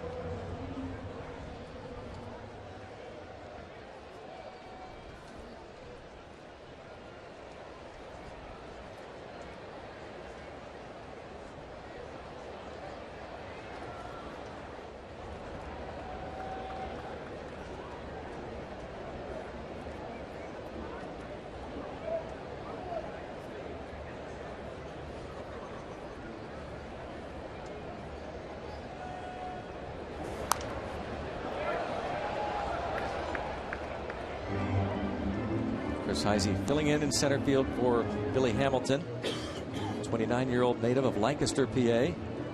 a 17th round pick 8 years ago out of Little Messiah College.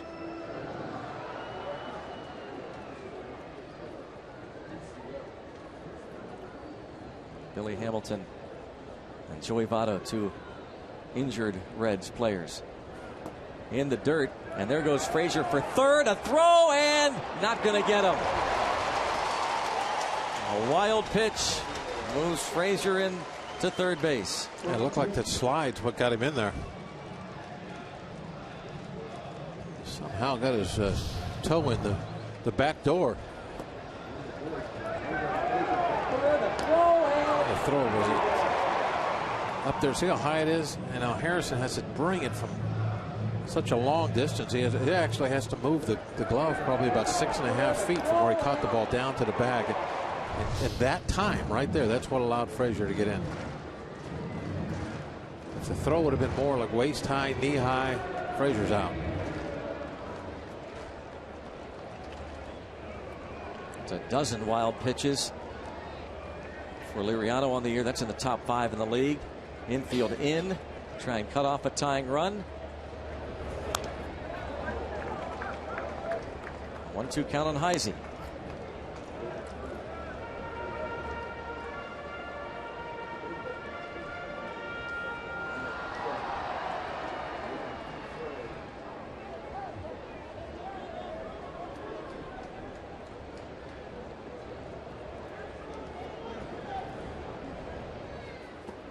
Big strikeout.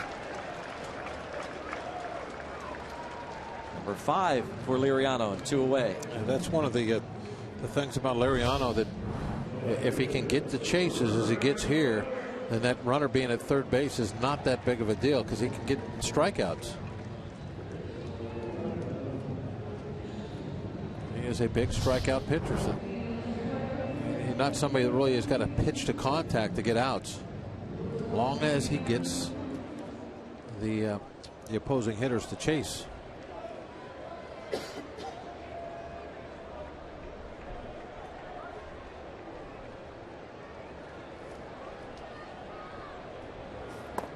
Ball 1 on Ludwig.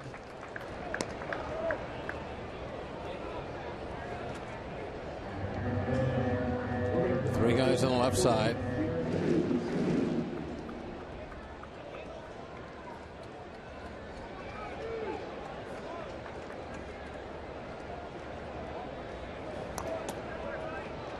Ball and 1 strike. That backswing got Stewart. Got right in the side of the helmet, I think. Almost knocked him over.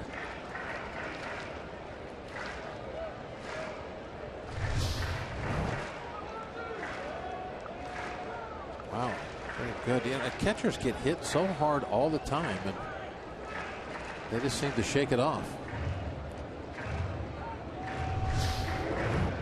You get hit in the side of the head with a bat, and just, okay, fine, let's go.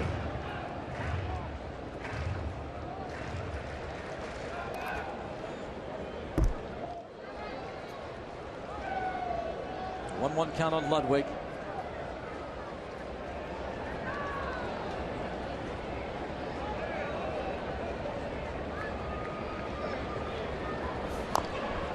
Tapped foul. Now Liriano out in front. 94 pitches thrown. He's looking for his 6th strikeout. He's punched out 175 on the season. Now you would think that the Ludwig style of hitting, the big swing, likes to pull the ball, and that would really kind of fit right in with what Liriano tries to do for Liriano. Ludwig has struck out 93 times at 350 at bats. Liriano's style of pitching should be very effective against Ludwig's style of hitting. The other way, and a base hit. Wide open on the right side, ties the game. They had the shift on off the end of the bat, and Ludwig goes the other way to tie it at 4. Now right off the end of the bat, he's trying to pull the ball, and maybe with 2 strikes he'd cut down a little bit, just trying to get it in play, but whatever. It's, as you said, just off the end of the bat. Just nothing, a little ground ball, but there was nobody playing on that side of the infield. See, it's open over there. Well, I shouldn't say nobody. Ike's over there, but he can't get too far from first base because if there is a ground ball the other side, he's got to get to the bag to take the throw. And a throw to second base. They got him. Chris Stewart nabs the base runner, but Ludwig has tied it at 4. Season, and you can catch the team back on the ice during their preseason game against the Minnesota Wild. See the Pens live from XL Energy Center in St. Paul Monday starting at 7:30 with Penguins pregame on Root Sports. 4-all going to the 6th. Ryan Ludwig, the base hit, then caught stealing. That base hit through the right side. Liriano not thrilled. He looked toward the dugout when Ludwig had that base hit through the right side of the infield. Almost surprised that there was not a runner there. I'm sure part of his frustration falling on his own shoulders. He did walk Frazier to start the inning. Here's J.J. Hoover. He pitched a scoreless 9th inning last night. The Elizabeth Forward product. And a pop-up on the infield. Easy play for Negron. Davis is 0 for 3. Jordy Mercer led off the 5th inning with a home run off Alfredo Simon. Went some 424 feet, his 12th of the season.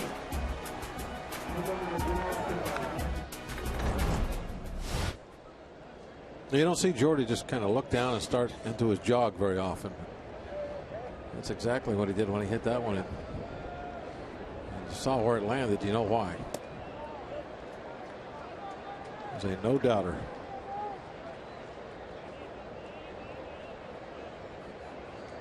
Hoover's given up 13 in 62 innings.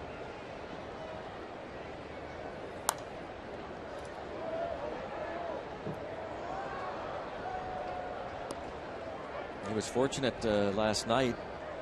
Jay Bruce made a great diving catch on a ball hit by Starling Marte. It would have been a double.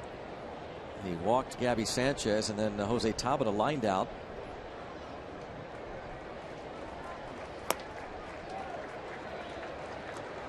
The bullpen has scuffled a little bit. Second half of the season, in particular for the Cincinnati Reds. Since the All-Star break, the bullpen is 0-17 with a 4.54 ERA. Saw Hoover's numbers. He is 1-10 on the season.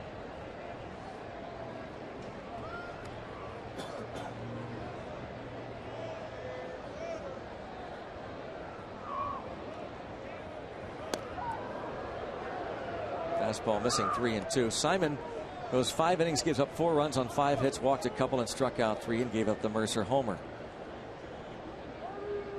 Simon's season is over. He'll finish 15-10 in 32 starts. And Hoover gets the strikeout.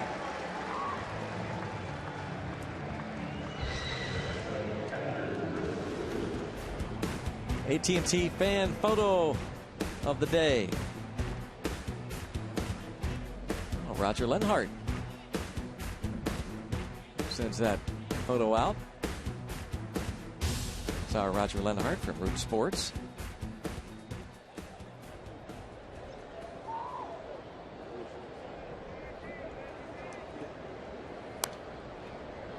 Fouled back. Looks like Roger's family on hand.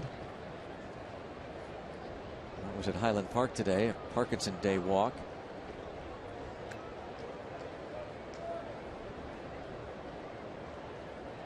Oh, and 1 the count on Stewart, who has bounced out and struck out.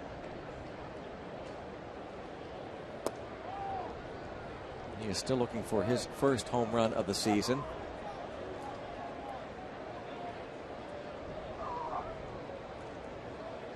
Last year with the Yankees, he hit 4.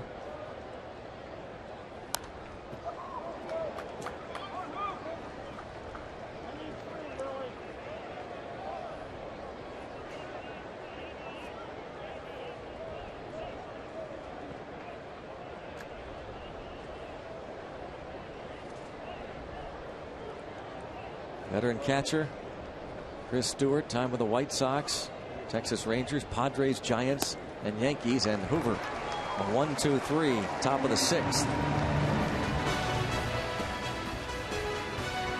If you drive anywhere around Western PA, you'll see the Pirates black and gold all over the place. If you go further east, it's few and far between, but not in Harrisburg. You'll see the Jolly Roger hanging right there. Governor Tom Corbett proudly has one hanging for the 2nd consecutive year. He did it last year as well. So he lives in Harrisburg right now, but he grew up in Shaler Township. And as a member of Corbett's press corps puts it, he did this in honor of the Pirates making the postseason. He is a big Pirates fan. Now, Greg and Bob, former Governor Ed Rendell never held back his passion for the Philadelphia Eagles. He's actually a pre- and post-game analyst on the local TV station in Philadelphia. So it's nice to have Tom Corbett in our corner as a Bucco fan, right? Well, I'll say Governor Corbett, no question, a big Pirates fan. We've had him in the booth, and he actually does that himself after each win. He goes up to the governor's mansion and hangs that Jolly Roger.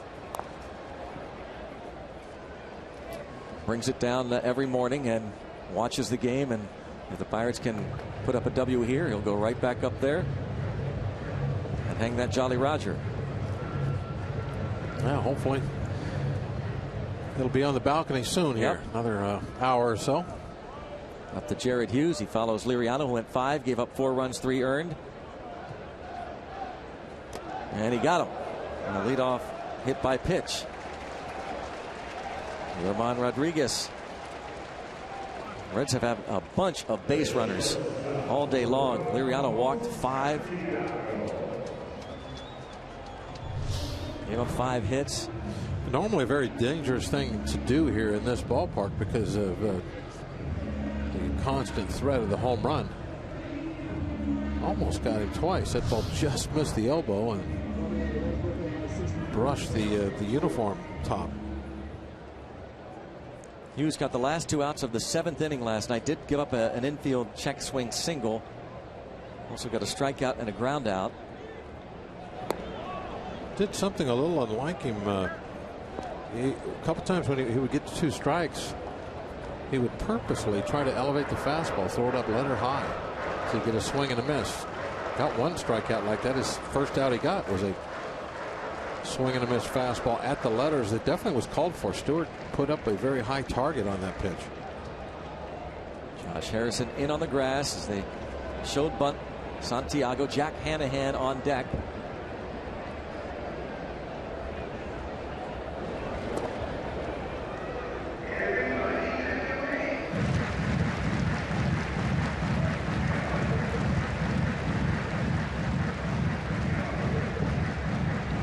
Santiago trying to move the base runner Rodriguez into scoring position.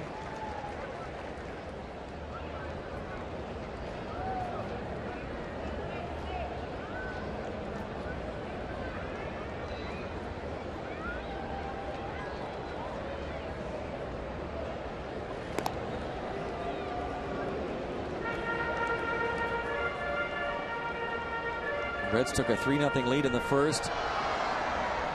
There was an error in that inning, so 2 of the runs were earned. Pirates made it 3-1 in the second after Marte doubled.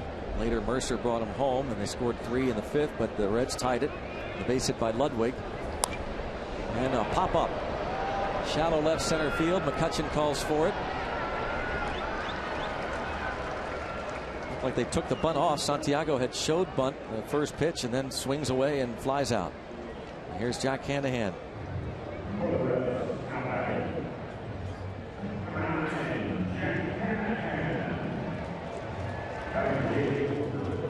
Santiago pops out. 1 away.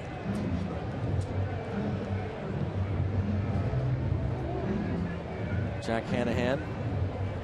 Well, since they didn't bunt, double play is still in order with a very good ground ball pitcher on the mound. Hanahan has been limited to just 25 games this season. Most of the year on the DL. 191 batting average. All 1. Former Indian Jack Hanahan.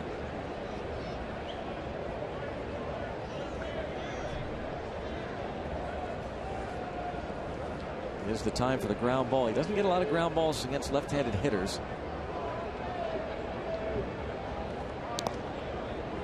He's due.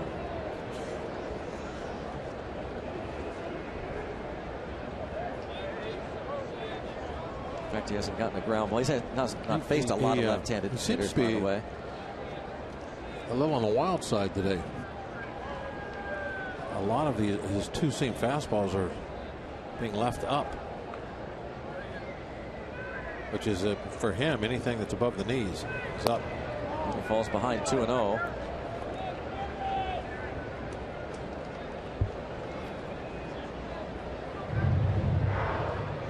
Lefties hit just .219 off of Hughes. 21 hits and 96 at bats. He's walked 11 of them. Hasn't gotten a ground ball from a left-handed hitter since third week of August. So again, he's due to get one, but he's fallen behind 2-0. Ground ball right side. Walker. There's one to first and a double play for Jared Hughes. Still tied at 4. The Pirates these days than ever before. Russell Martin framing pitches with the best backstops in baseball and much, much more. Inside Pirates Baseball, presented by Allegheny Health Network tomorrow after postgame on Root Sports. More Pirate fans watching, listening, on hand. Not just at PNC Park, where they set an all-time single-season attendance record, but on the road, where the Pirates are trying to win for the 11th time in their last 13 games away from PNC Park. Mission October.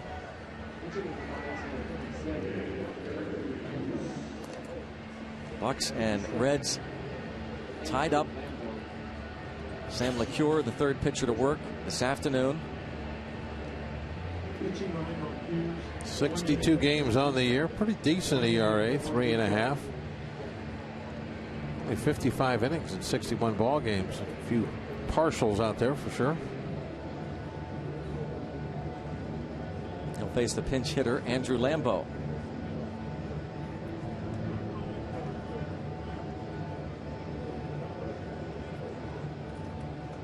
Lambeau bats for Jared Hughes.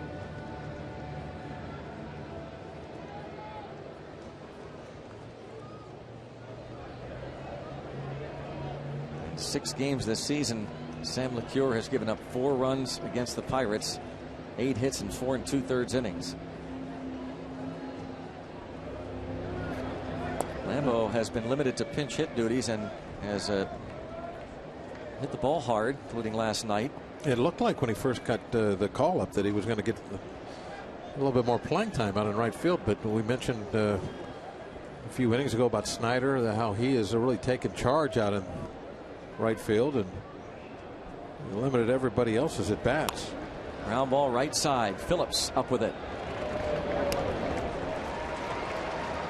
1 out.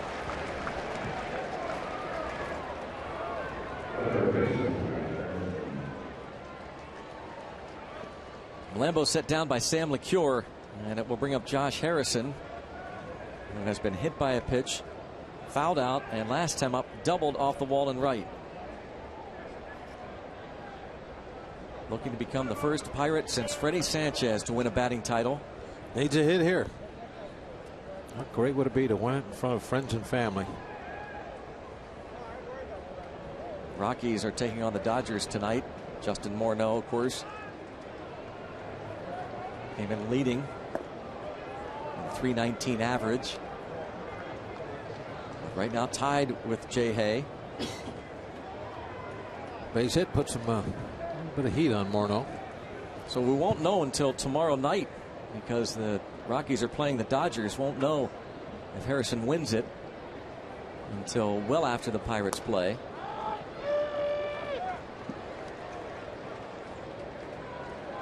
Freddie Sanchez hit .344 in 2006. Jay Hay looking to become the 12th Pirate player that came right in down history to win it to the last day. Yep. He's battling Miguel Cabrera, then of the Marlins.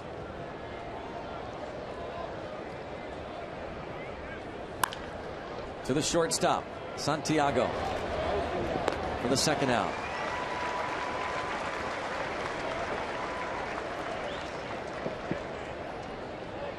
Harrison 1 for 3. Extended a hitting streak to 15 straight games with that double in the fifth. LeCure looking for this 1-2-3 inning. J.J. Hoover had a 1-2-3 sixth.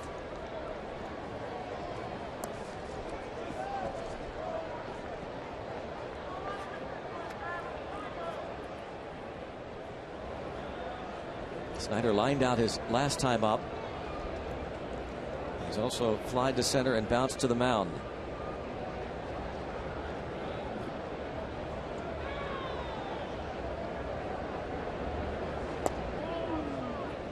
One of the Pirates will down to 43, John Holtzman.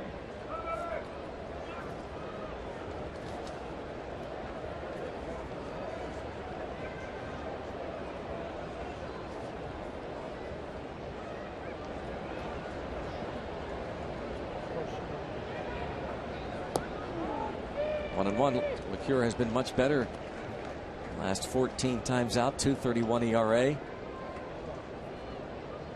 An ERA of 2. His last 9 appearances. John Holtzman in the Pirates bullpen. He'll be coming on in the bottom of this 7th inning. Ooh, had to hurt, but well, I like the way that sounded. Show, yeah, no ill effects shown by Snyder. That ball had to hurt. Yeah, it's solid. He'll leave the game as Polanco will pinch run for him as he usually does. Outside of the knee. Man, listen to this. Ow.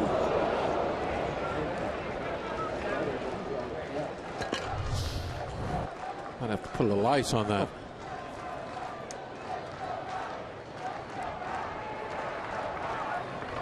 Polanco pinch running, and here's McCutchen. Well, Polanco try and steal. 2 outs.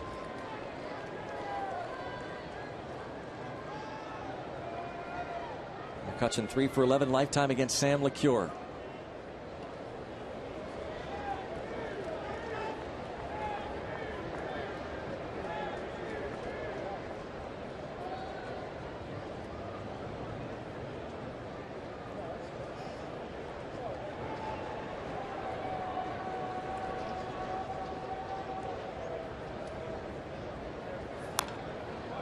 Fouled off. 0-1 on Andrew McCutchen. Last 2 times up against Alfredo Simon, he walked. First time up, he struck out.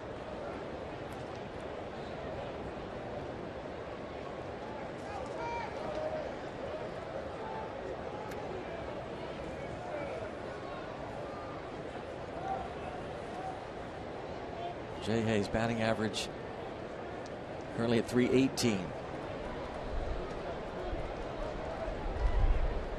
McCutchen hitting .313. Pirates are. He needs to get up above the .319 mark, or wherever, whatever the mark has to be for tomorrow. To apply a little pressure for that night game. Marte in the top 10 in hitting, standing there alongside Harrison. There goes Polanco. Pitch is taken for a ball. The throw down is late, and it's a stolen base for Gregory Polanco.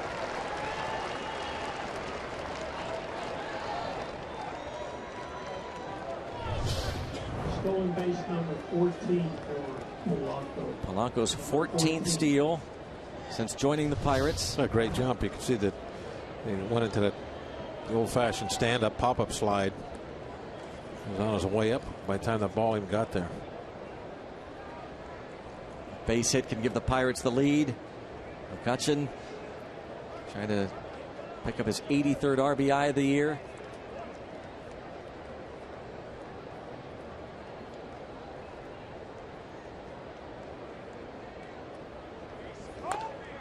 And now it's a ball and 2 strikes.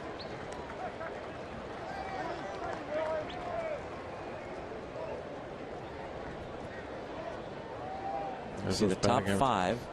Does Morneau play tomorrow night if it's still 318, 319? I mean, that's kind of. Yeah. what I was getting at as far as you got to put some pressure on Morneau. Mm-hmm.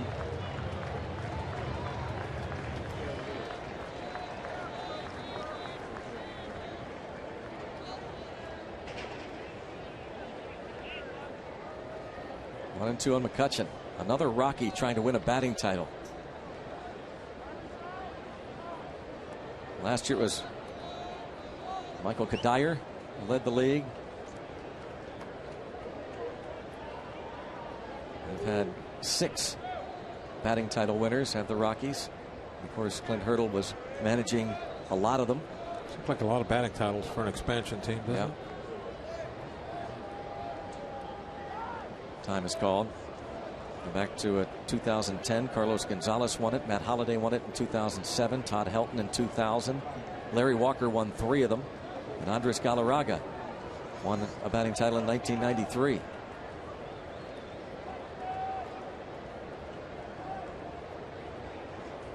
One and two on McCutchen.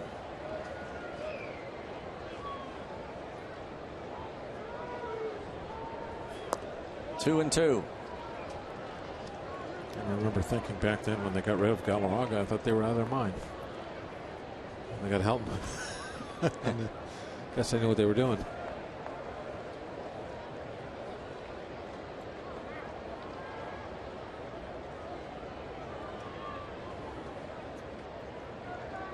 Again, a situation like we saw in the 5th inning. Will McCutchen see a strike? Now he's got 2 strikes on him. Will they get him to try and chase? Check swing foul.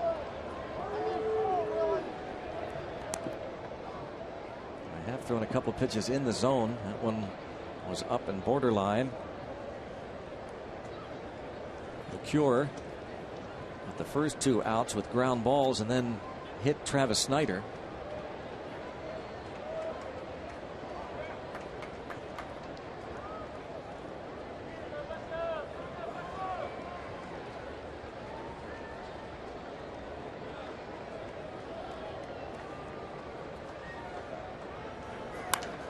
To the shortstop and off the glove of the shortstop, Santiago. Polanco will score. Andrew McCutchen brings home Polanco, and the Pirates take the lead in the 7th. 2 muffs. The original one at shortstop, and then the ball wasn't handled in left field either. Polanco scores unchallenged.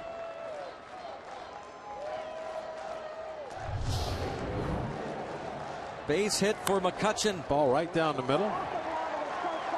They give him a hit and an RBI, his 83rd ribby.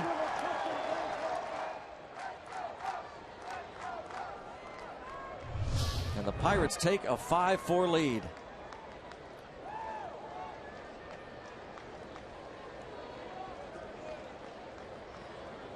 You can see what can happen with that 2-out steal of second base. Now it's Kutch's time. Polanco goes out there, pinch runs, promptly takes the bag, gets himself in scoring position. You get the single, got the lead. And as you said, Polanco really stole that base easily. Oh yeah, he was popping up out of his slide. But that's really one of the things you have to do when you get out there. If you're a base stealer and you're on first with 2 outs, you got to get yourself in a position.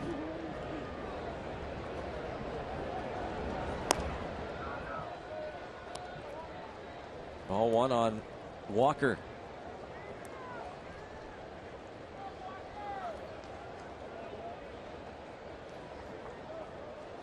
Pirates were down 3-2 when Walker came to the plate, 2 outs in the 5th. He delivered a 2-run single.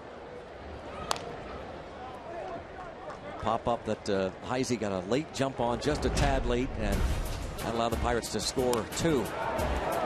Walker. Ball came off the end of the bat and then carry. Heisey was not sure when the ball first went in the air. By the time he realized he was going to come in, it was too late. That gave the Pirates a 4-3 lead. Reds tied it in the bottom of the 5th on a Ludwig hit. And now it's McCutchen who gives the Pirates the lead back again here in the 7th. 1-1 count on Walker. 2-1.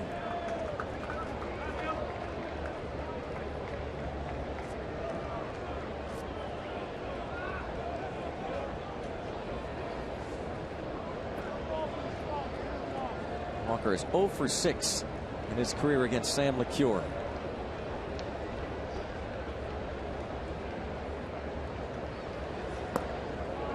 Who falls behind Walker, 3-1. Starling Marte to follow. And again, this is what Clint Hurdle was talking about before the game, about how impressive it's been with 2 outs, these Pirate players, and oftentimes with 2 strikes. McCutchen was at the plate with 2 outs, 2 strikes on him. And the base hit off the shortstop's glove. 3-2.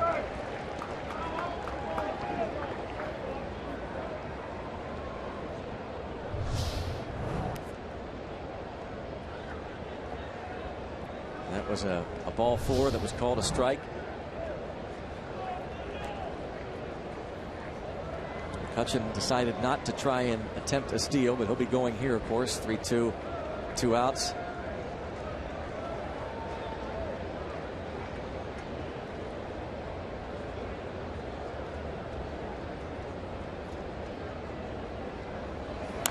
Line drive down the line in right field, and it's a fair ball into the corner. Neil Walker drives in McCutchen. Ball caroms around. Walker into third with a triple, and what a road trip it is for the Buccos as they lead it 6-4. Listen to the Pirate fans. This place is loud.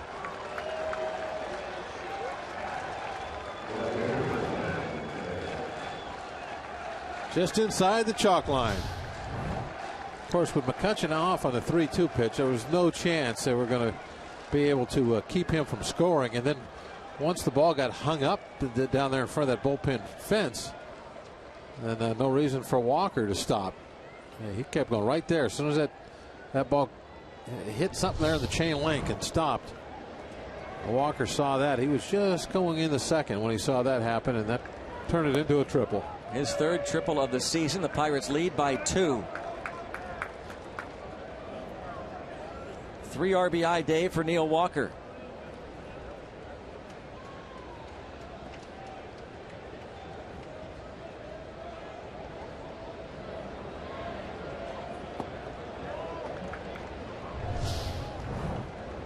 Track Neil Walker's trip around the bases here. It's inside. He knows he's got the double. See him watching? He's watching. Now he sees the ball get hung up right with that last little look. So the ball hit the chain link. So he just cruised into third. And when you're running full speed, it's only maybe an extra second you need out there, to just a little bit of an overrun, a little bit of a bobble to go ahead and take that extra base, especially when it's third base and whatever is happening is in the right field corner.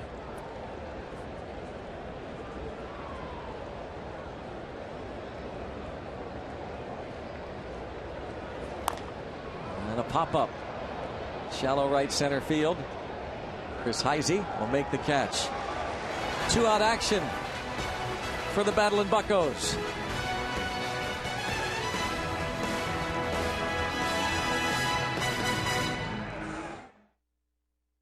By the authority of the Pittsburgh Pirates and may not be reproduced or retransmitted in any form, and the accounts and descriptions of this game may not be disseminated without the express written consent of the Pittsburgh Pirates.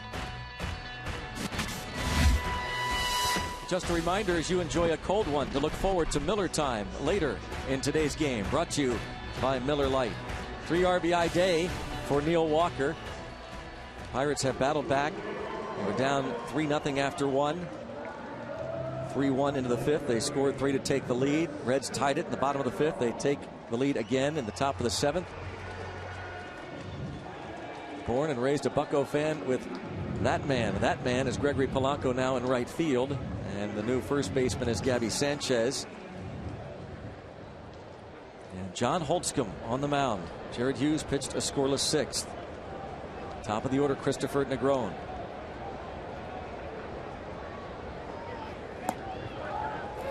Holtzcomb's 9th major league appearance. And they've been 9 good ones, or 8 good ones before this. Check that out. Just 2 base on balls.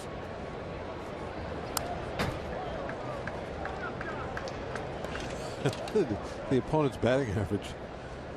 Was it 080, I believe? Pretty good start to his major league career. Doing it at a crucial time, and he's kind of taken over this the 7th inning job.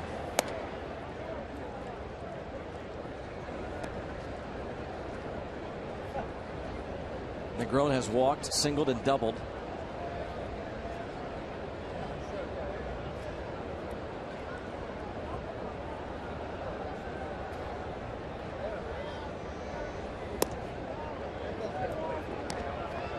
Two count on Negron. Negron originally drafted by Boston Red Sox 8 years ago out of a community college in Sacramento.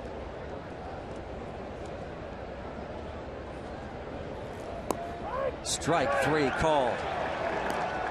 It's right there. Center of the plate, right at the knees. John Holtzcomb strikes out the first batter he faces. Gives him 13 Ks and 8 1/3 innings. There's your location. It is a center cut right down the middle and just above the knees. Just a perfect pitch for a 2-2 count. What a great look that is from the Supermo, the Allegheny Health Network Supermo. Not where the ball's caught. It's where it is as it's crossing home plate. That's where it's called high enough or low enough.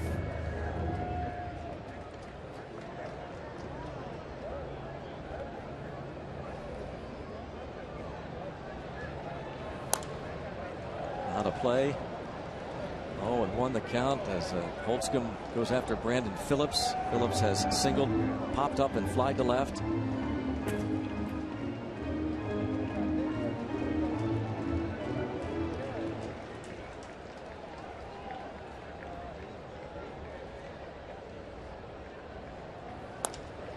And headed up the middle on a base hit. 97-mile-per-hour fastball. Off the end of the bat up the middle. Phillips, a 1-out single.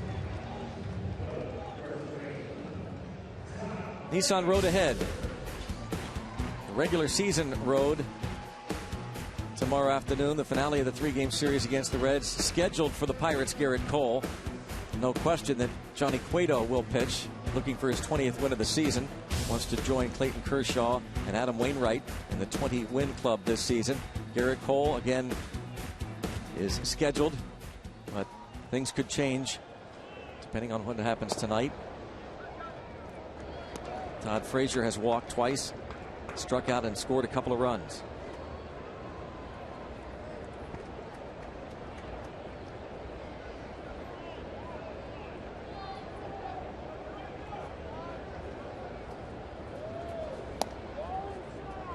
Two and 0.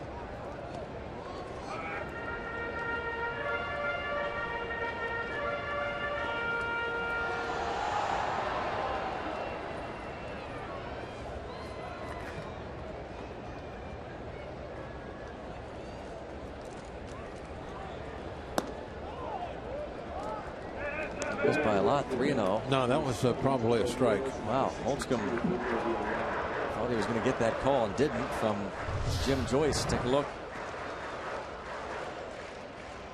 That was a strike, but he didn't get the call.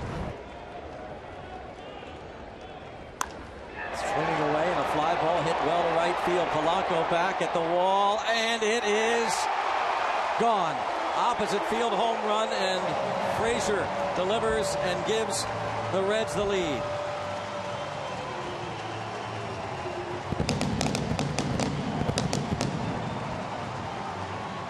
They had tie game. And no choice. He had to go after him, and it wasn't a horrible pitch. It was away, and Frazier goes that direction with it, and it just barely crawled over the fence. His 29th ties the game at 6. A 2-run homer. Yeah, it's 3-1 count.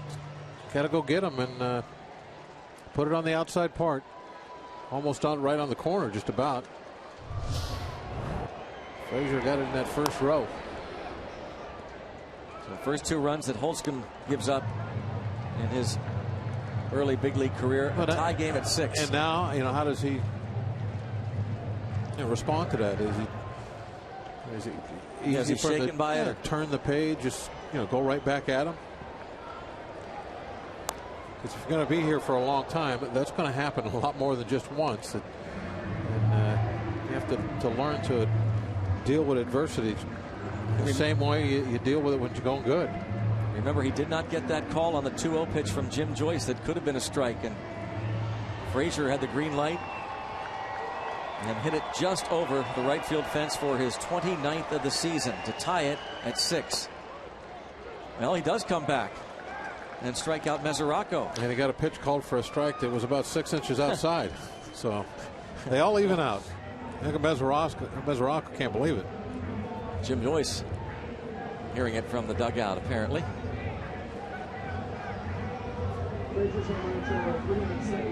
They're still on it. That's Jay Bell.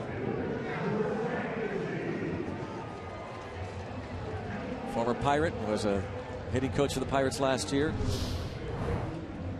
Yeah, watch UPMC strike zone. You can see how far outside that was.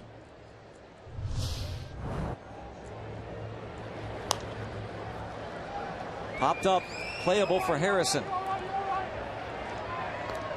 And John Holtzcomb gives up the 2-run homer to Frazier that tied it, but then he came right back and got Mesoraco and Heisey onto the 8th, 6-6. On a special edition of Inside Penguins Hockey. Join us as we sit down with the hockey veteran to learn more about his background, coaching philosophies, and what he has in store for the Pens this season. Inside Penguins Hockey sit down with Mike Johnston debuts Monday after Pens postgame on Root Sports. 6-6. Todd Frazier's home run ties it off of John Holtzcomb. Frazier has had a great all-star season, now with 29 home runs, 79 RBIs. A back-and-forth game. Ray Searage consoling John Holtzcomb, who gives up his first 2 runs in the big leagues. It was going to happen at some point. And since he's the guy that's been pitching with leads in the 7th inning, I mean, that has been his job of late. You knew when it did happen, it could tie the game or put you behind, but he's going to have to learn to deal with that. Jumbo Diaz out there now in the tie ball game for his 36th game.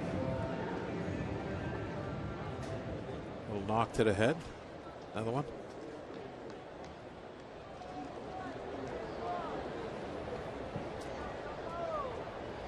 Gabby Sanchez, who came on to play first base, gets his first at bat.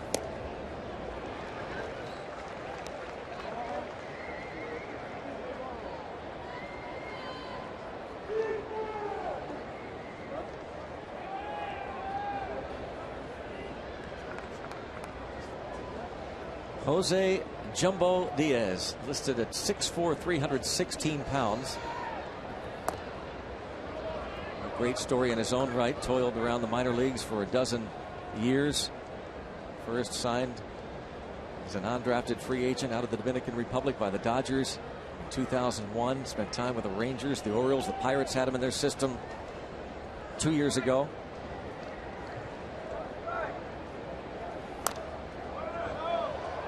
Be out of play.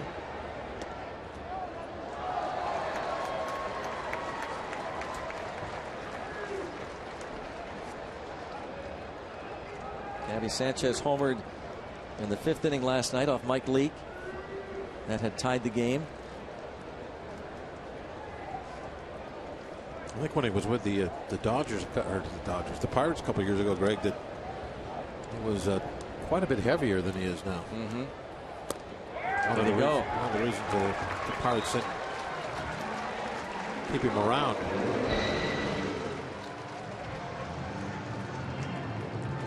There's no denying he's got an excellent arm, good stuff, and the way he is now, they should be able to pitch and stay in the big leagues. Still big. Pirates trying to hand the Reds their 46th straight loss when this team allows 6 or more runs.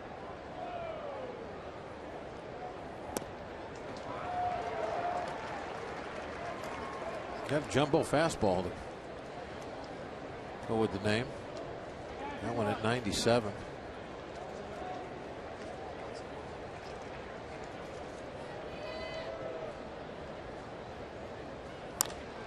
Toward the line in left field. This should be extra bases for Mercer. Jordy Mercer into second base with a one-out double. Facing a former teammate at Indy, Jumbo Diaz, and he doubles with one away.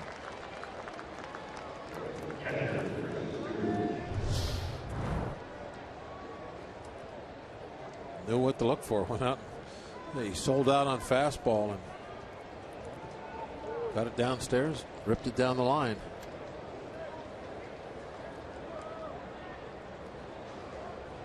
Yeah, I think that's the case. Reedus was in here earlier talking about making adjustments, and you know, that's an adjustment right there. You don't pull a 97 down the left field corner unless you were sitting on it, looking for it. There are times where, yeah, you want to stay in that same thing that you always do, but there are other times where, I mean, this guy's going to throw you fastballs for strikes, and he throws hard. So why not look for it and see if you can drive the ball to left? Get out and pull it. Maybe you hit it out of the ballpark. And in Jordy's case, rip it down the line for extra bases. And if you have somebody out there who's trying to trick people, add a little, take a little off, in and out, you know, then you have to kind of get into that, you know, stay inside the ball, let it travel a long ways, a two-strike type approach.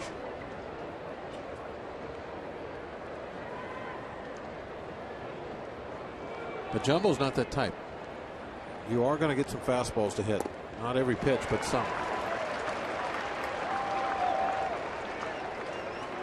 He's out in front of Chris Stewart, 1-2. An off-speed pitch.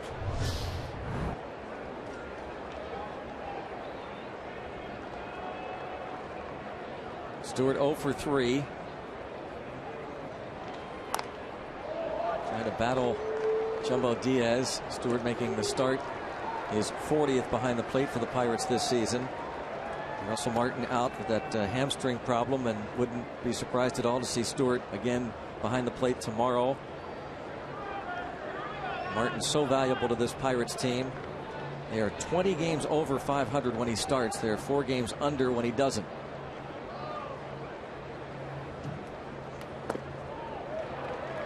Two and two.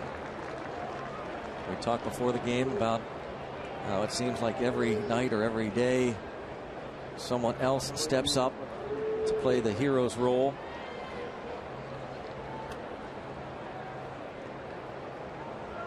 Stewart could be a hero right here.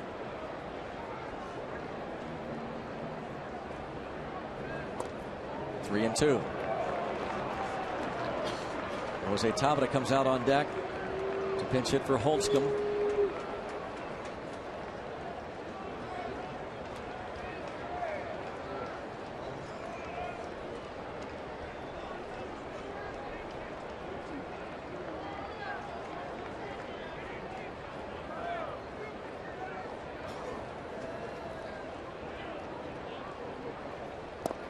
Struck him out looking.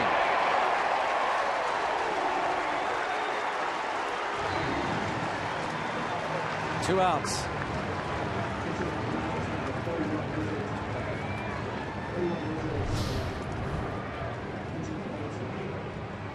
Right on the corner. Just barely nipping that corner. Didn't like the call, but he knew it was close enough to where can't really argue too much. It'll be Tabata trying to be the hero. Stewart couldn't get that pitch called a ball.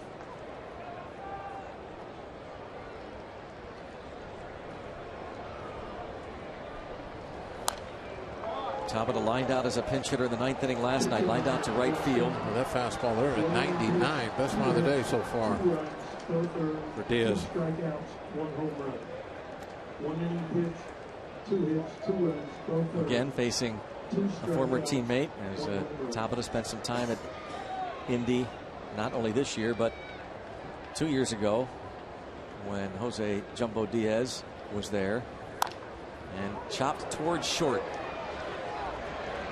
And that does it for the Pirates. From the bottom of the 8th, tied at 6.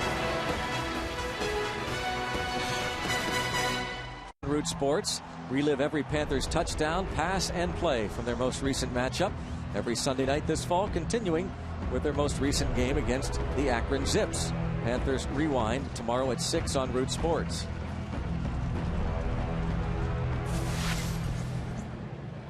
Here in Cincinnati, tied at 6, back and forth game.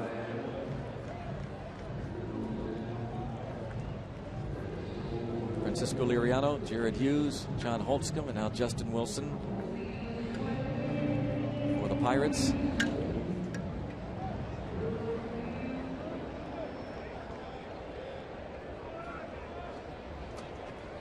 "69 games now for Wilson. Hasn't pitched as much in September as he was earlier in the year.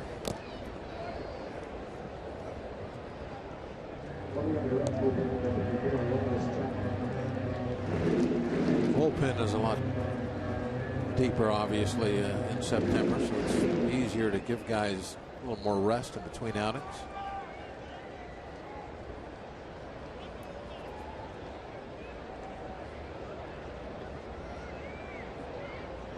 Crowded out there at times.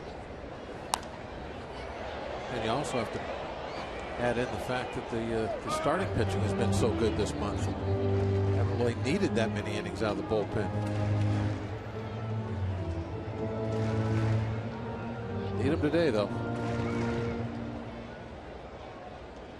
Mariano going 5. Very proud of this year's pitching staff.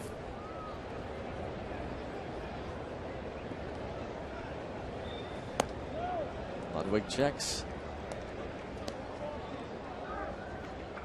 He had the opposite field RBI single in the 5th inning. Had the shift on last time. They're not shifting him now. Walker's on the second base side.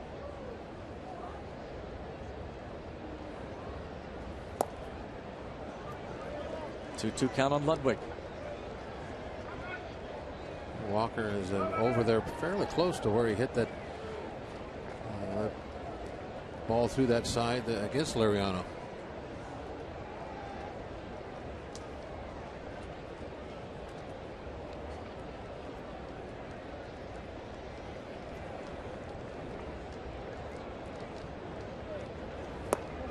Wilson gets the first out by striking out Ludwig. And we'll bring up Ramon Rodriguez. He cut this fastball a little bit, I believe. A little bit of movement on it. And velocity's not the same as when he really rears back, just tries to throw it straight four-seamer.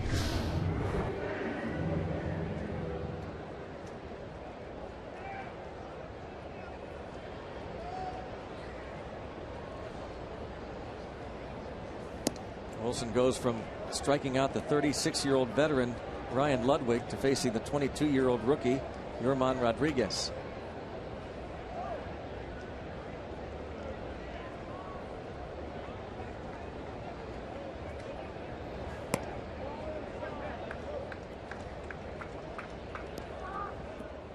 Cuban missile. Getting ready.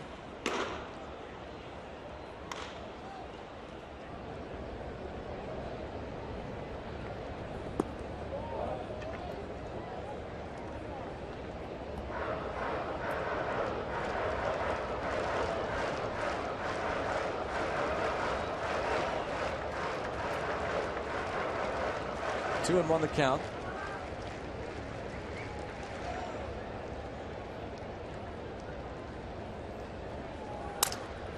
That is a broken bat. Harrison scoops it and throws and gets Rodriguez. Bat hanging in the netting behind home plate. Wow. The point went right into the netting. Stuck there. Good thing the netting was there. That could have been very dangerous going into the crowd right behind where that bat stuck. It's that cut fastball again, just sawed it in half. Coming right at you.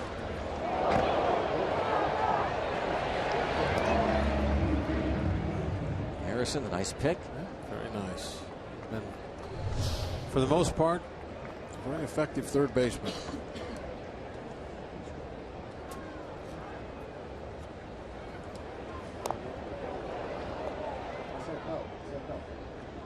Check swing foul. Santiago 0 for 3.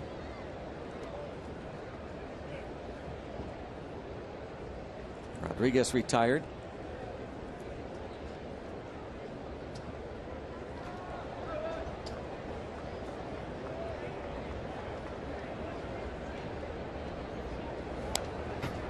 Oh, 2. Pirates in the 9th will have the top of their order up against Aroldis Chapman.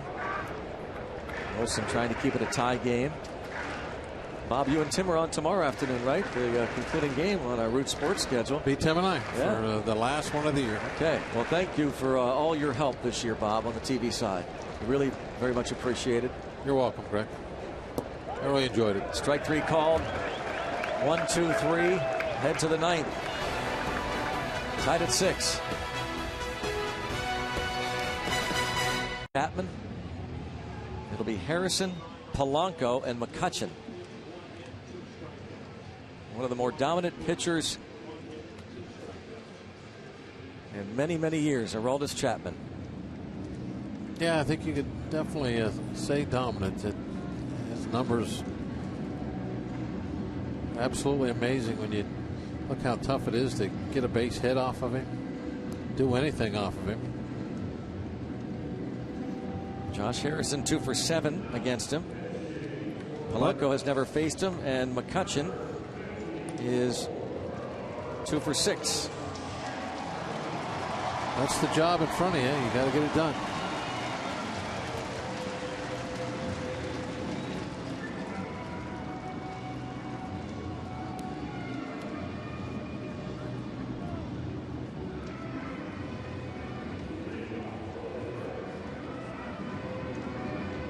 Harrison on base twice, officially 1 for 3, RBI double in the 5th. There he stands in the batting race, 1 point back of Justin Morneau. Talked about that earlier, that the Rockies are playing the Dodgers this weekend. They'll play later tonight. Will he play? Yeah. I think so. Not tomorrow, maybe not. I guess maybe it depends on what his lifetime numbers are against Dan Herron, who starts for the Dodgers. I would think they were pretty decent against the right-handed pitcher.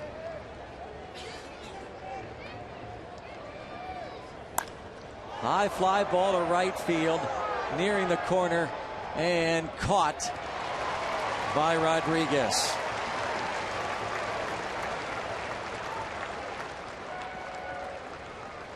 Well, they got a good pitch to hit as far as swinging at strikes.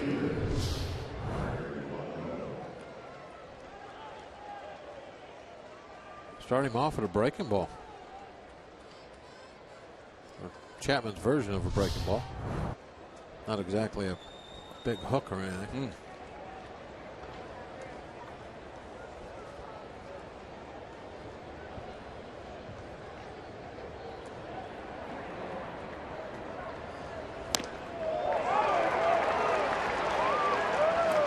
99.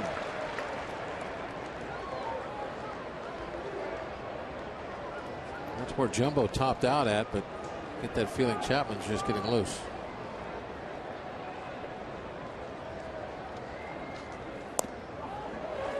A 1-0-1.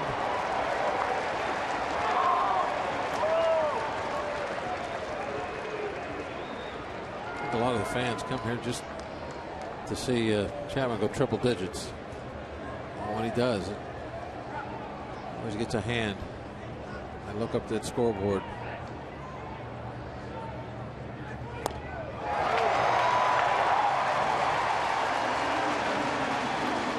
Well, Polanco, one of the few left-handed hitters that have even faced Chapman this season. Only 38 at-bats for left-handed batters against Aroldis Chapman. Pretty much got that one thrown by him. That's happened to a lot of guys. Brings up McCutchen.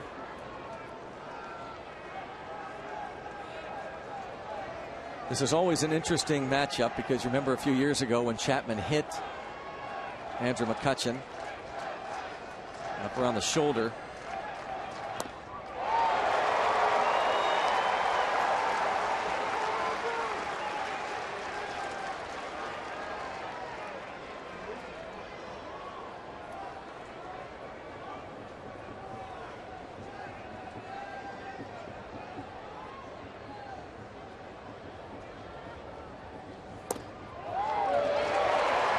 2 101-mile-per-hour pitches. He would have been consistent with that velocity. Just, the fastball has been pretty much 101.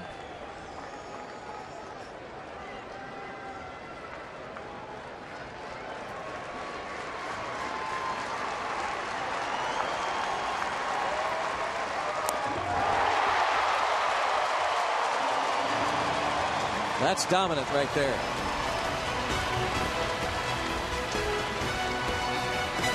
To Aroldis Chapman, but Chapman will be out of there, and the Pirates have to hope for extra innings. His spot in the lineup due up first here in the bottom of the ninth. It'll be Tony Watson trying to get this one the extra innings. Looking to win number 11 on the season.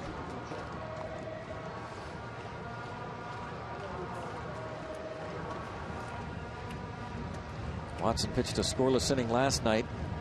Did give up a leadoff infield single to Brandon Phillips, but then struck out Jay Bruce. Chris Heisey sent him to the warning track and left. And Yorman Rodriguez popped up. First batter, the pinch hitter and the right-handed hitter, Jason Bourgeois.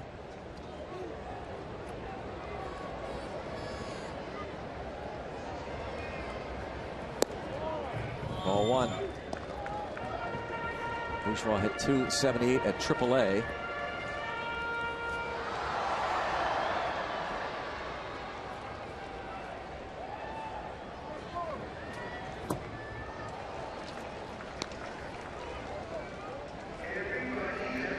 One ball and one strike.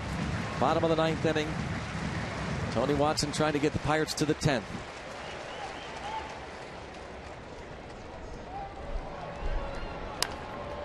Out of play. If we do go extras, Dylan Axelrod will take over.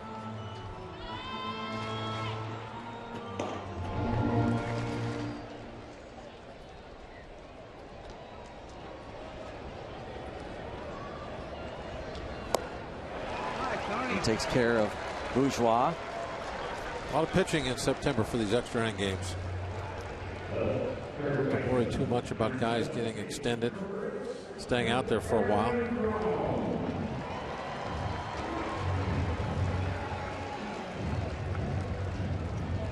They'll face Christopher Negron. Shadows are getting longer. Afternoon starting to wear on.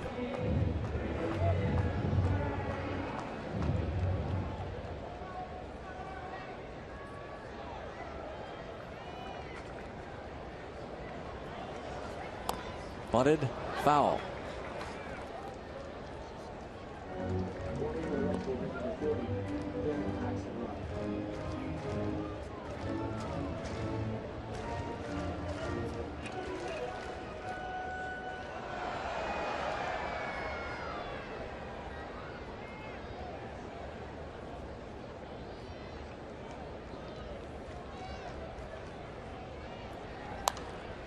Fouled out of play, 0-2 on Christopher Negron.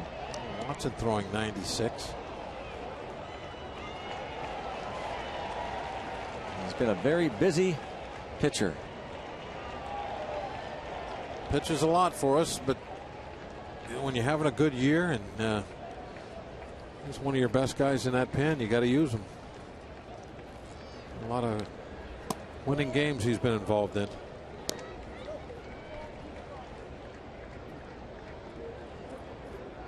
Jay trying to guard that chalk line. Doesn't want anything to get fair down in that corner for extra bases. Not as close for Gabby with the right-hand hitter up. And he has back-to-back strikeouts.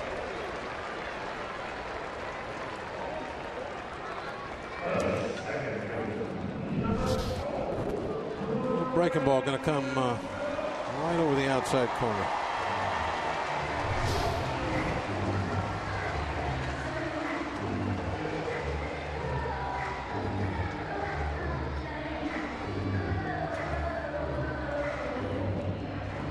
Here is Brandon Phillips. He has a couple of hits and a couple of runs scored this afternoon. He was 1 for 3 against the starter Liriano. He singled against Holtzcomb. preceding the Frazier game-tying home run. John Holtzcomb got the first man, but then Phillips, the base hit, and Todd Frazier on a 3-0 pitch, an opposite field game-tying home run. That was in the 7th.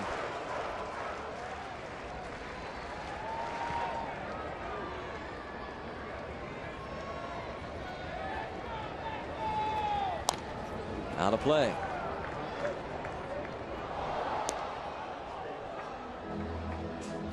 One ball, one strike on Brandon Phillips. Not a good year offensively for Phillips. Kind of a drop off. OPS down in the 600s.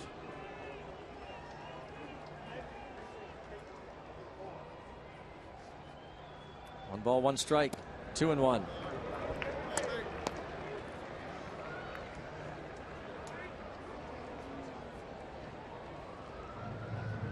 A home run and RBI production way down from last year. And even if you take into account that he missed on 33 games, still production is down. He still have a couple years left on his contract. He's 33 years old.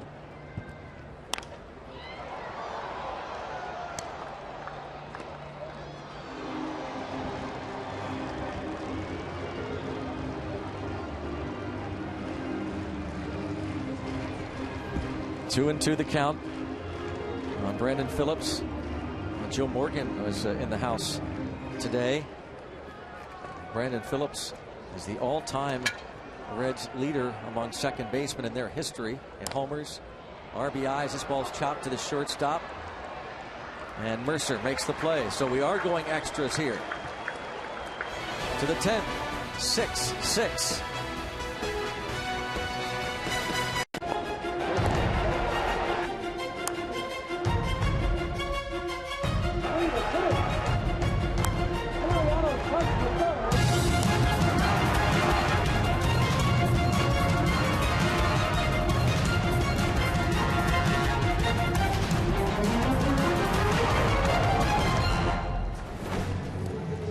Tie game, extra innings here in Cincinnati. The Pirates battling to overtake the Cardinals in the National League Central. They're going to the playoffs. They know they'll at least host a wild card game against the Giants on Wednesday, but they're looking for more. Cardinals play the Diamondbacks tonight, and Dylan Axelrod takes over. 5 home runs in 4 games. You like that?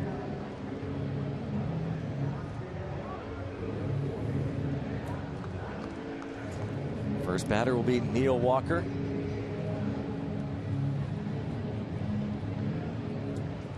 Then it will be Starling Marte and Gabby Sanchez. Already 3 RBIs for Walker.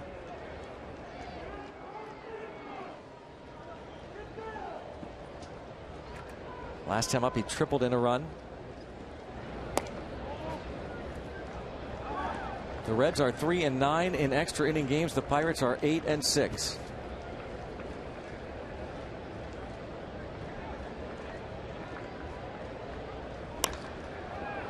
Fly ball. Center fielder Heisey. One down.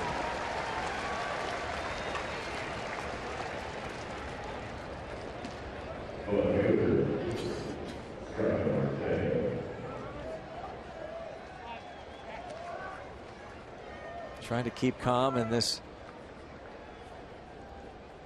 game number 161 on the 162 game regular season schedule. Got to keep the pressure on the Cardinals. Put up a winning score that they can be staring at when their game starts to get underway. Our game might be over by then. Big cut. 0-2. When do they start? 9 o'clock, I guess, our time, huh? Well, You're okay with that? Yeah, 9 o'clock. We'll be out here by then? Absolutely. Pretty confident. Might be one swing away from being out of here. Toward the center fielder. Boy, it was hit hard, but right at him. Sliced right to Heisey. Gabby hit one out yesterday. Maybe he'll be the home run hitter.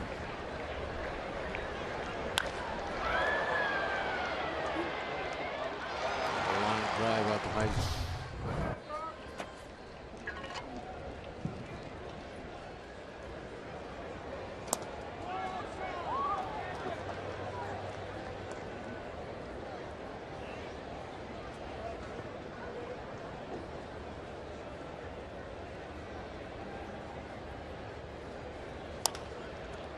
High fly ball toward the line and left, nearing the seats and out of play.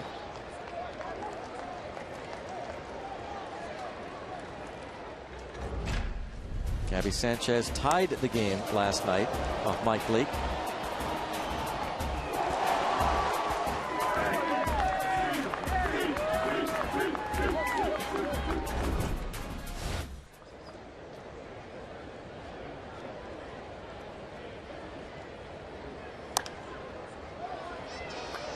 One and two the count.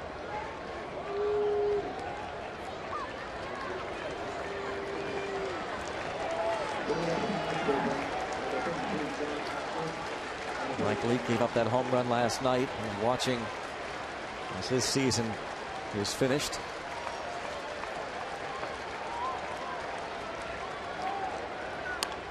And pulled foul. See why they play no doubles. Rodriguez, Negron, excuse me, going way into foul territory because of where he was to get that ground ball. Not quite as close to the line as Harrison was. Definitely guarding it. Checks. First base umpire rings him up.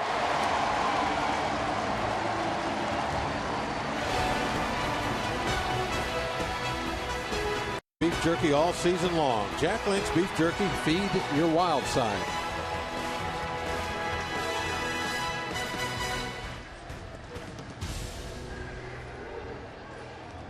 Not your best effort. Lineup card. A lot of players already in this ball game. Still plenty available.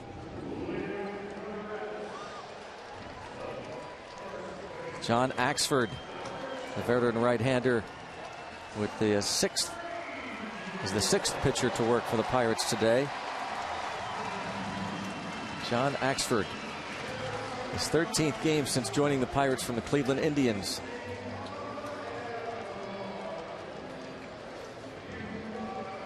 He'll face Todd Frazier to start the bottom of the 10th.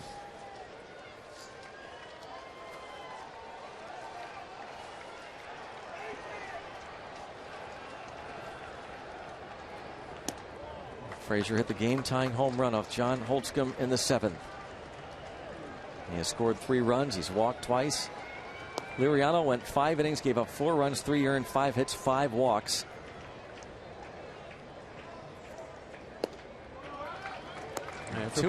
Everybody that goes out there and pitches now, knows the game is on the line. 1 run, and it's a walk-off, game over. And also, you're thinking on your head that the division is on the line now every inning. You lose today, you're in trouble. Axford falls behind 3-0. Very tough pitch right now. If you let any of that kind of stuff creep into your head, you got to really stay focused just on the baseball part of things. 4-pitch walk.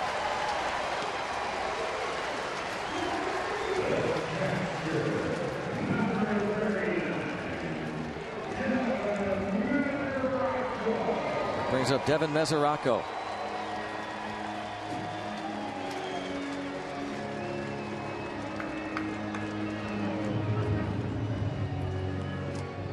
In the first inning, Mesoraco singled home the first 2 runs of the ball game. He walked in the 3rd, bounced out his third time up against Liriano and struck out looking against Holtzcomb following the Frazier home run in the 7th.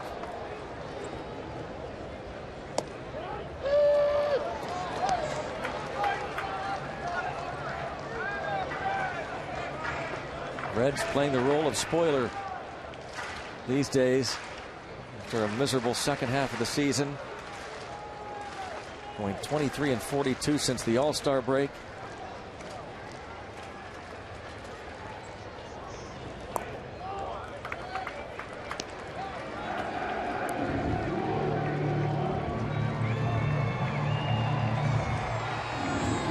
Ball, 1 strike.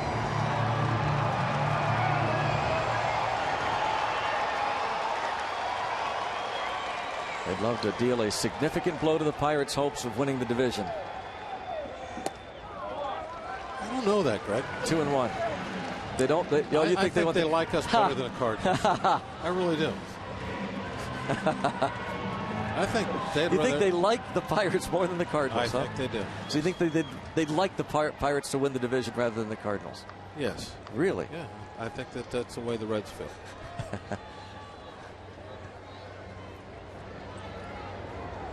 I think that's the way the whole division feels. I don't know anybody that really likes the Cardinals. You know, the other teams. So they don't want to beat the Pirates today? Well, no. It's professionalism. Oh, okay. You try to win the game. Right. But I'm just saying, who would anybody want to see go and win the division? You won't get a lot of people. No, I agree with that. For the Cardinals if they don't live in Missouri. No doubt. There's no question the Pirates would love to play the role of spoiler today. The Reds would like to do that to the Pirates. Yeah, I think there's a lot of Cub fans that would love to see the Pirates make it. There's a lot of Brewer fans even that would like to see the Pirates make it. You know, if they don't have their own guys make it. That's the way I see things. It's like, you know, the Cardinals, they have all those banners. They've won all those championships. And, you like to see kind of things spread around a little bit when you're not affiliated with that dominant team. Now it's 3-2, and Axford, who walked Frazier to start this inning, has to throw a strike here to Mesoraco, who has 25 home runs.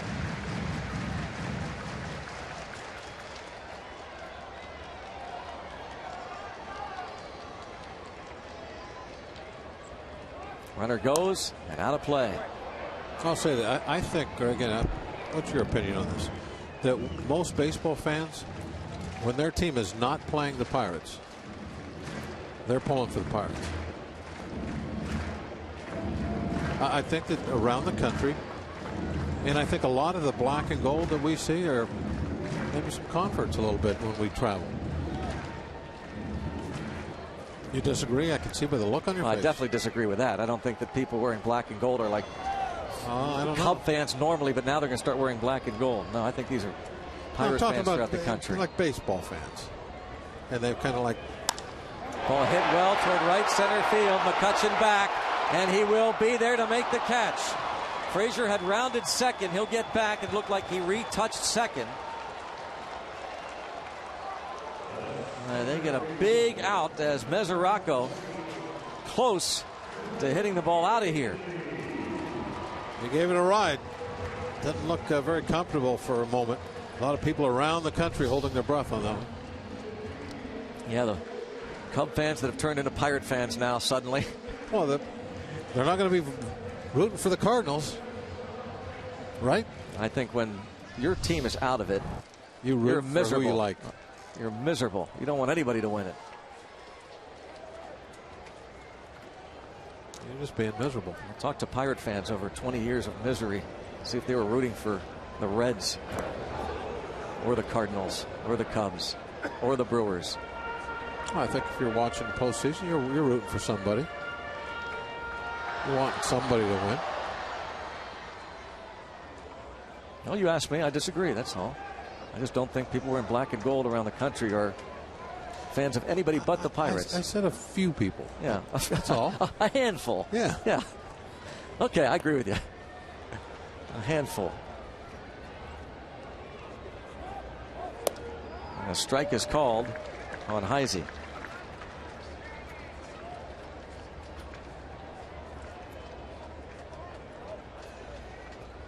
Oh, 0-1 on Heisey.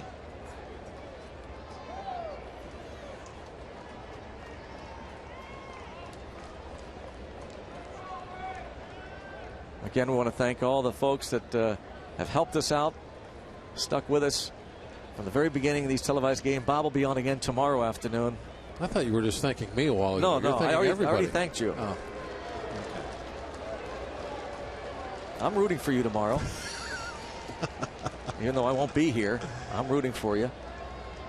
My thanks to Adam Elmore, Pete Toma, Tyler Graham, Jason Steele, the 4 gypsies that have been with us most of the way home and road. They do a great job. The vast majority of the games, they're with us. Absolutely do a great job. The A-team. Always in our ear saying, okay, you two, calm down. Yep. Thanks to the bosses, too. Sean McClintock, Doug Johnson. This ball hit the other way and out of play.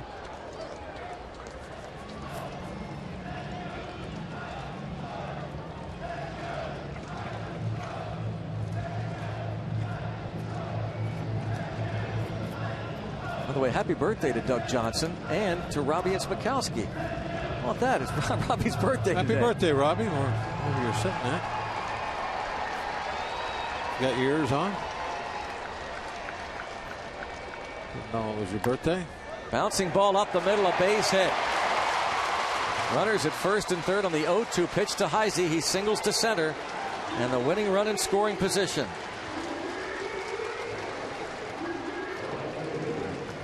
Yeah, every pitch you saw was getting a little cluster up and away, and even that curveball did not get down, stayed up in the strike zone. It wasn't exactly a bullet anywhere, it was just a ground ball, but it was in a nice place. You can see where everything was up there, and then even the curveball just would not break. It stayed right there.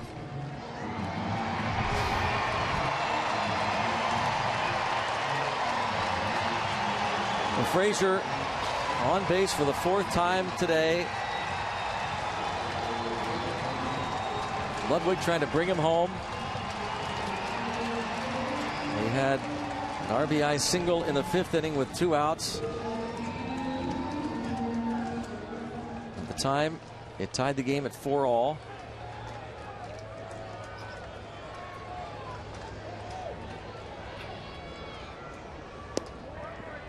Ball 1.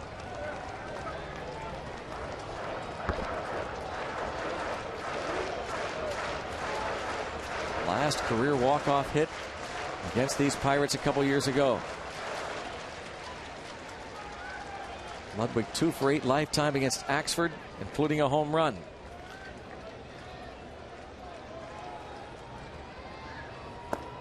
Two and 0.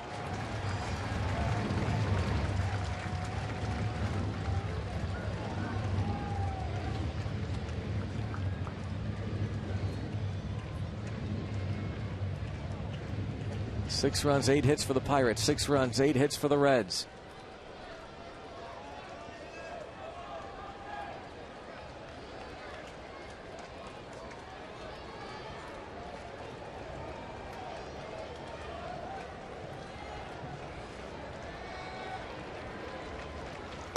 Three and 0.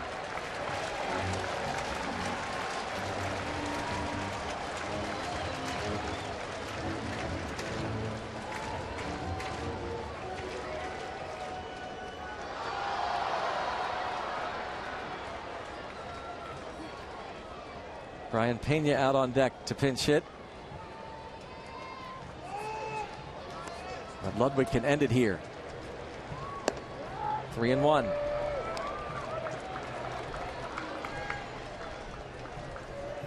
Get into a double play also. Bobby Laframboise will be coming on should Ludwig reach and the game not end.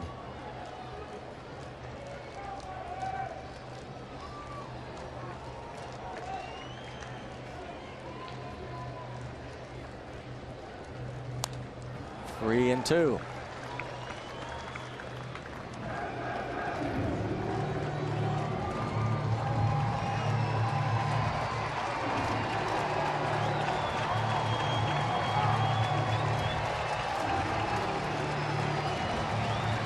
Three and two.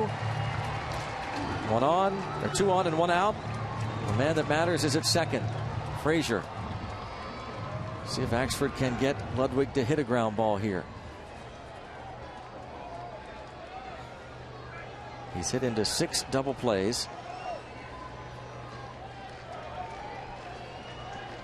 Axford, the former Brewers closer, walks him and they're loaded.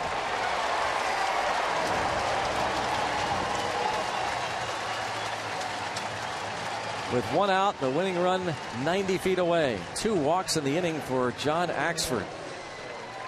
That should do it for him, as you said.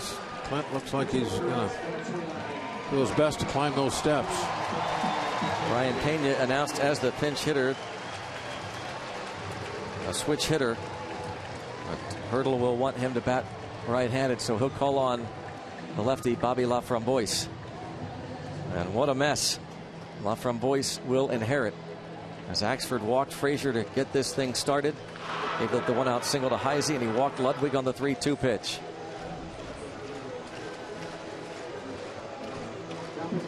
The bottom half of inning number 10. Ryan Pena announced as the pinch hitter, and Clint Hurdle calls on Bobby Laframboise. Making his 6th appearance, just 3 1/3 innings so far. He's been doing a lot of work like this, coming in, just getting an out or maybe 2. Has that kind of across the body slinging motion, can be tough on the lefties. We'll spin Pena around to the right side. Pena bats just 187 as a right-hand hitter, 272 from the other side of the plate.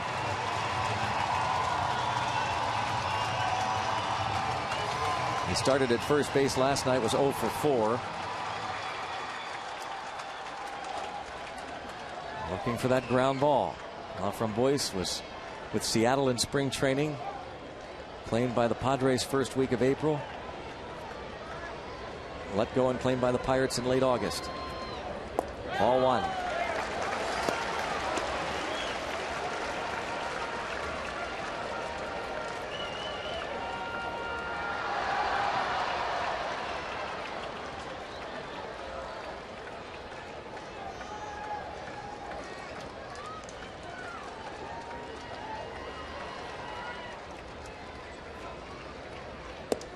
Two and 0. And Stewart had to almost dive for that pitch. That was close to the game being over. Stewart able to get out there and just barely get in the web of that catcher's glove.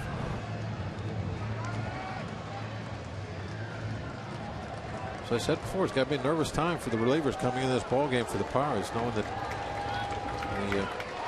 the division could be on the line with every pitch.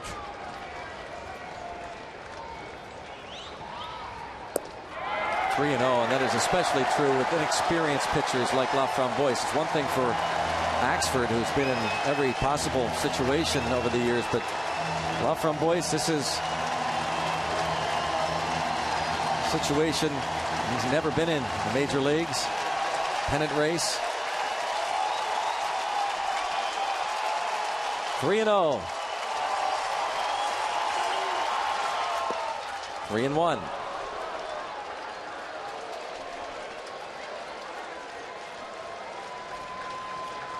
Pena pinch hitting for Rodriguez. Yorman Rodriguez. Laframboise pitched in 10 games in the big leagues last year with the Mariners.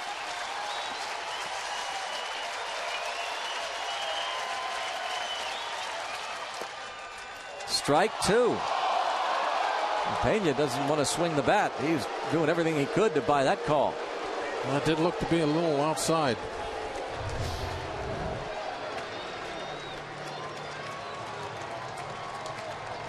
Just off the plate a little bit. Jim Joyce has been fairly liberal with that strike zone. We've seen him call that a strike. 3 and 2. Need one more strike. Popped it up. Toward right. This should not score the run. Polanco, a big arm. Runner at third is tagging, but he'll hold as the throw comes in, and Stewart using the body to block it, and a big second out. Huge out. Now they can't score that winning run with an out. Bobby Laframboise coming back from a 3-0 count.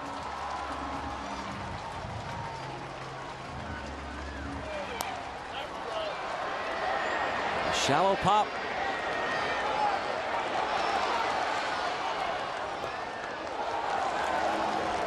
Here's the pitch. It was very a borderline pitch. Down and away. And now it's Ramon Santiago. Ball one. Santiago 0 for 4. Came into this game hitting .372 as a right-handed hitter. 16 out of 43. His first 2 at-bats were against the starter, the lefty Liriano. Struck out looking against the lefty Wilson in the 8th inning.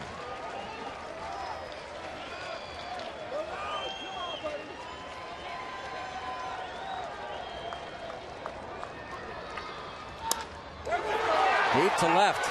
Back is Marte, and a grand slam to win the ball game for the Reds. Ramon Santiago, his second home run.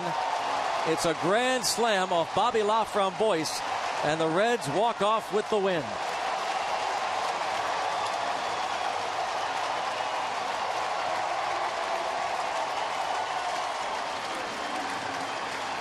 Yeah, that was a tough one.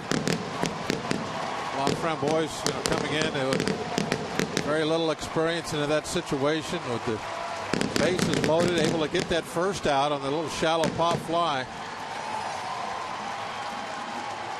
But really, the problem was before he ever got into the ball game. Yeah, the losses to John Axford, who walked 2, and the control issues for Liriano in the first 5, and for Axford here in the 10th, really cost the Pirates.